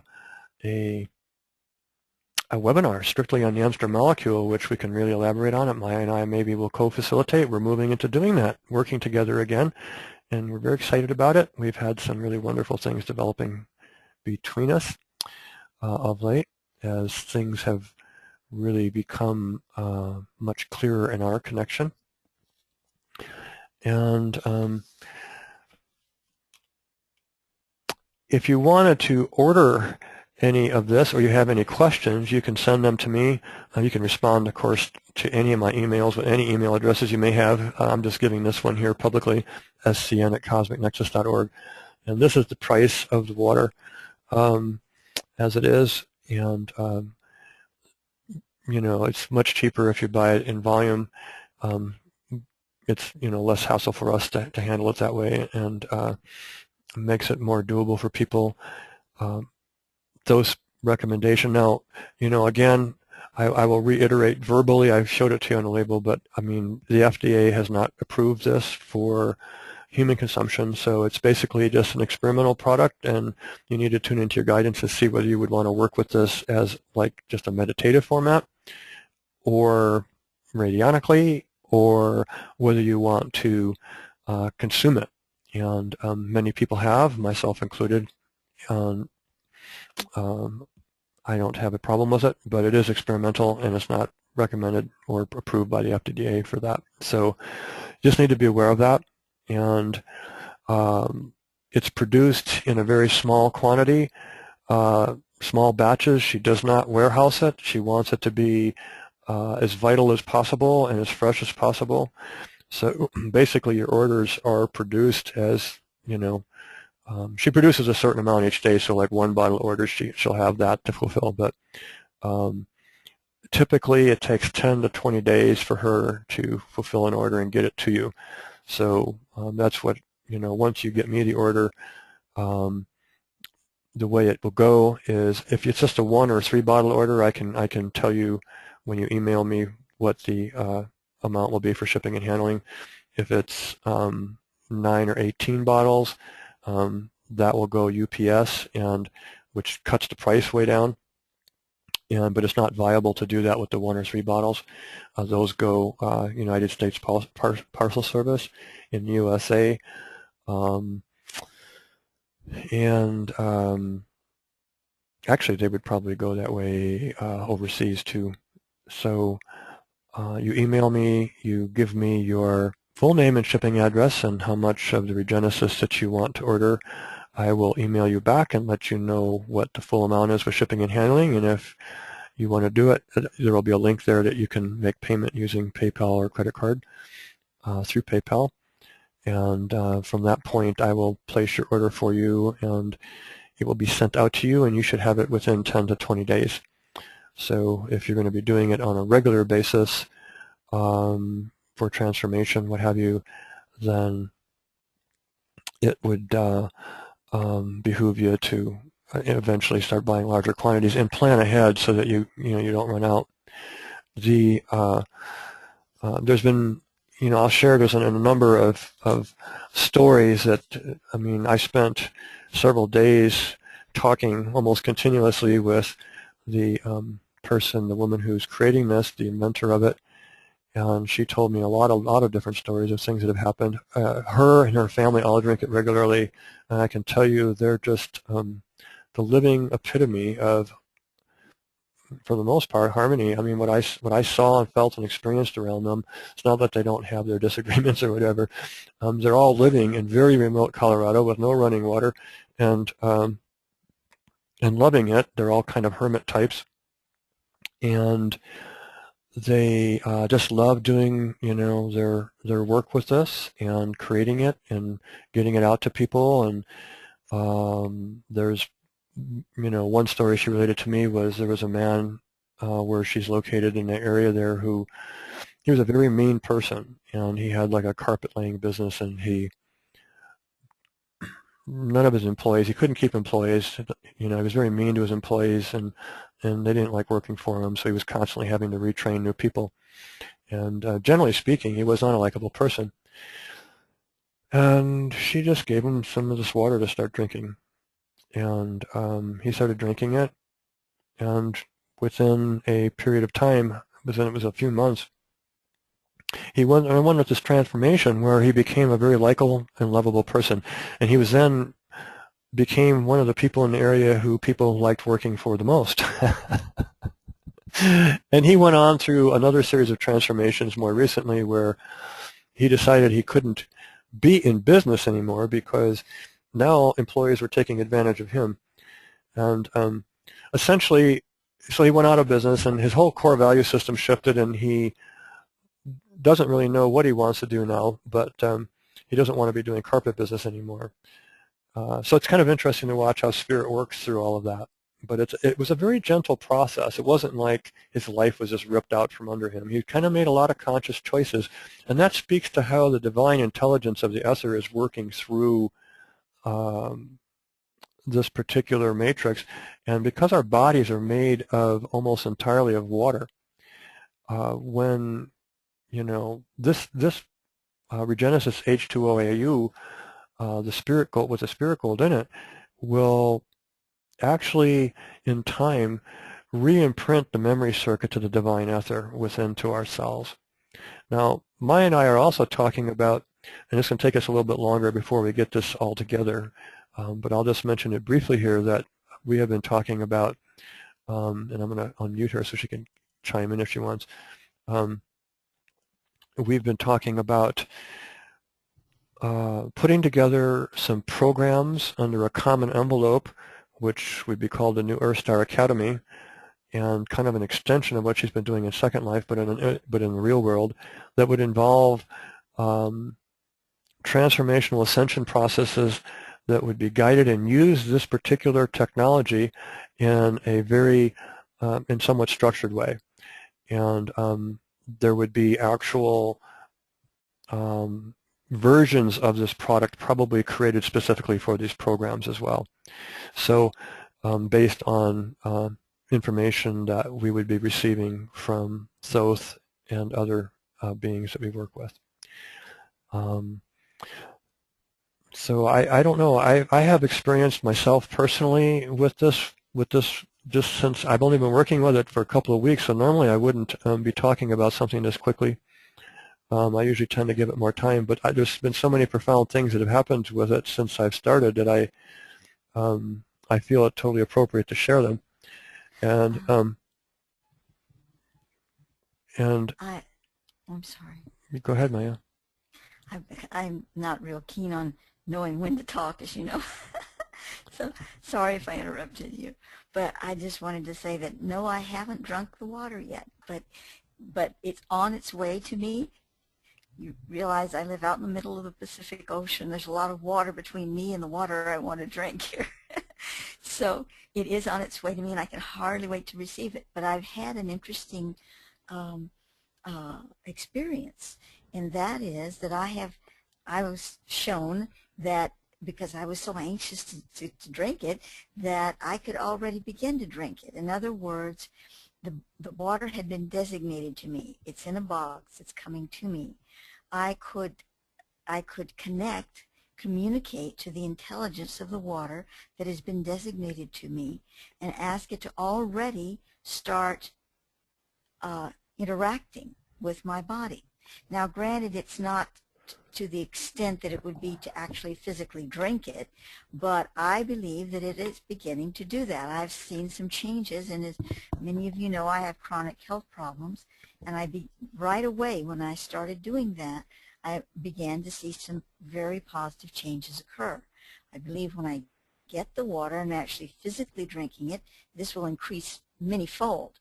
But there is an effect starting to happen, and I feel it's because the water is so incredibly sensitive and is already being intentionalized to be my water coming to me that I'm able to do that. That's all I wanted to say.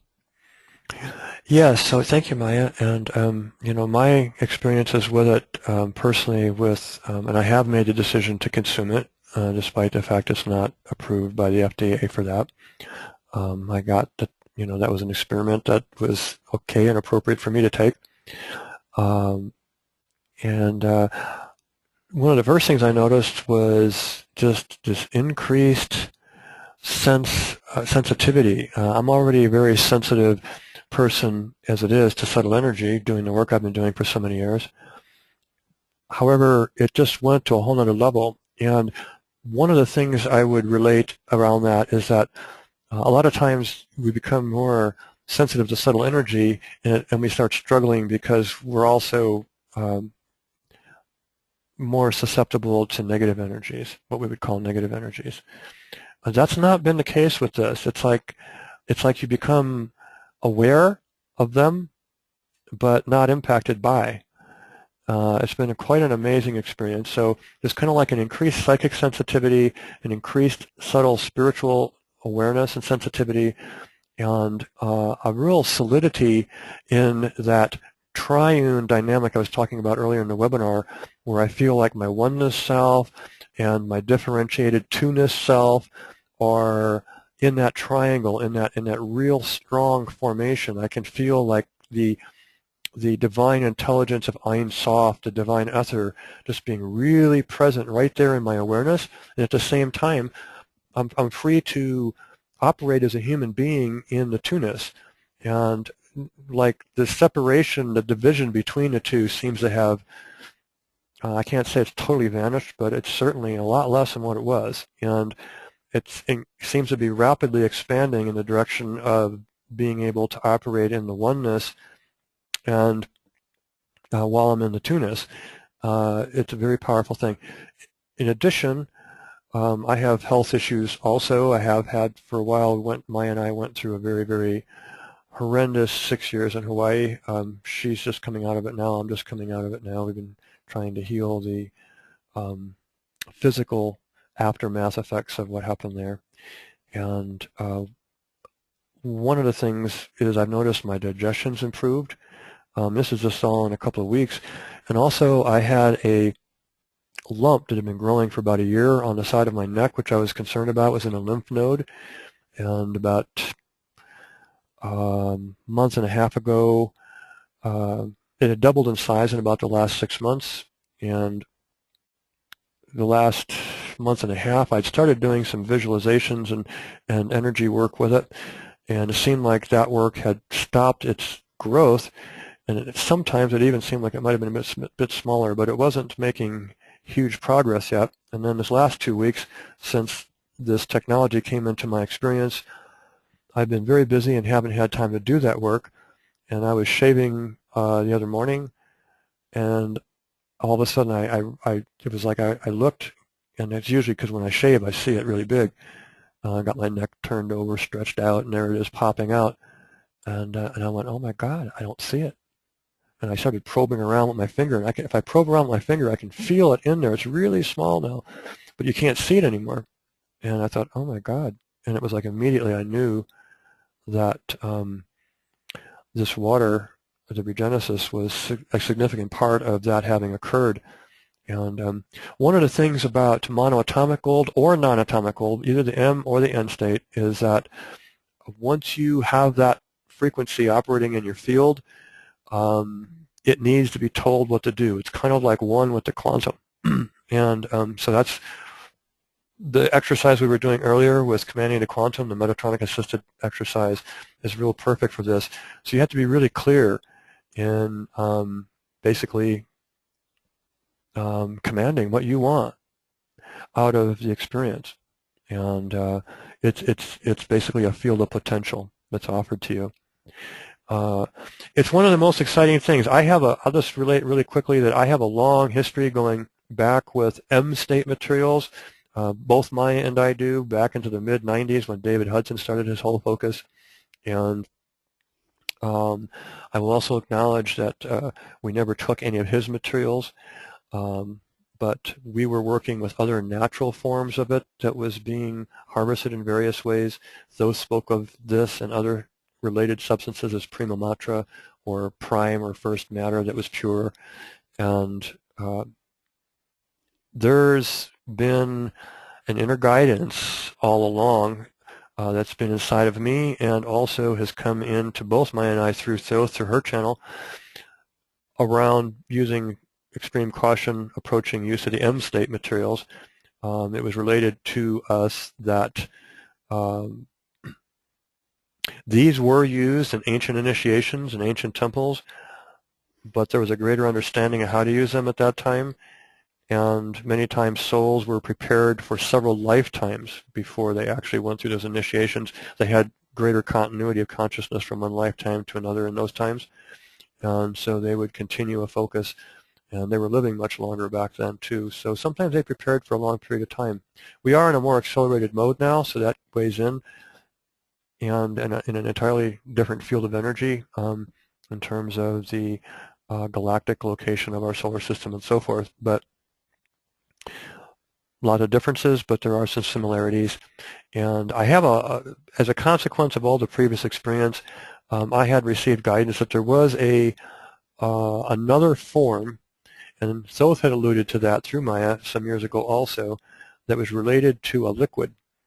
And I've kind of been looking for that all these years. And when this showed up, and I tried it, and when I first tried it, I did not know it had the gold in it. I did not, all I knew was it was just some special water some woman was creating, and so I had it in my mind put into a place where all the other charged waters are, because somebody had gifted me a bottle of it, and they hadn't told me too much about it. And after I drank about half that bottle, I knew something distinctly different was going on. It just wasn't the same as other charged waters. And so that was when I made a point of contacting the person who made it. I hunted her down and made the connection and went and visited her, obtained some more, and attained all the information, and we formed a partnership. Because she really doesn't want to be interfacing with the world. She just wants to be kind of her hermit self, doing her alchemy, and let somebody else deal with taking it out and helping the world understand how to use it. So we formed that partnership, and Maya is really kind of a part of that. I'm bringing this through my business now, but we're kind of working together and various ways. We've been supporting each other all along since I left Hawaii. And so in any event, if anybody has any questions about this, we're definitely past time, even the extended time at this point. And there's quite a few people still on, so I appreciate you all staying with it on that, and the ones of you that did. Maya, you got your hand up, but you're unmuted. Oh, I am unmuted? Yeah, I never muted you. Well, I put my hand up, and I've been waiting for a while, and I forgot what I was going to say. Okay. I'm sorry. It seemed important at the time. If anybody else has any questions for me or Maya on this, you can click your little hand sign and I will unmute you and you can talk. By the way, I cannot unmute everybody in one clean sweep in this webinar software. I have to go through and click every single buddy off, so it's really kind of difficult because I can only see this. I got to keep scrolling and clicking and scrolling and clicking. So that's why I'm not doing that. I'm going to suggest that they put in an unmute all. I can do a mute all, but I can't do an unmute all. Feature in this would be greatly helpful. Nobody has any questions? Don't see any little hands.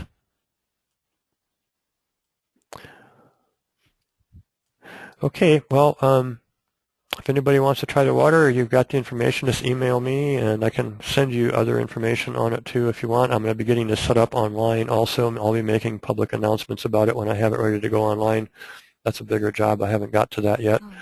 And I did want to say that the information that I have on the IMSTRA molecule and some more that's been coming through to me as this webinar has been ongoing, I will be putting up on a blog, and I will announce that I have it up on the blog through my Spirit Heart Sanctuary list. Oh, actually, I'm seeing that. Okay, because I'm new at operating this webinar software, I'm sorry. All these little question marks over here by you guys are questions that you've typed in and asked. I am so sorry. I didn't get to those. Let me see if I can figure those out where those are. Yes, here they are. And how do I make it so I can see these? And I will address those right now. Come on, I got to be able to see a bigger window than that. This window is one line. So let's see. I didn't receive it, Mildred. I'm not sure what you didn't receive, Mildred. Mention. That's mine. I already mentioned. Mildred is showing she's not at her. I didn't receive it. Okay, it's the info on IMSTRA. That's okay. Okay, Jonah asked, does the instructions tell you how much water to consume a day?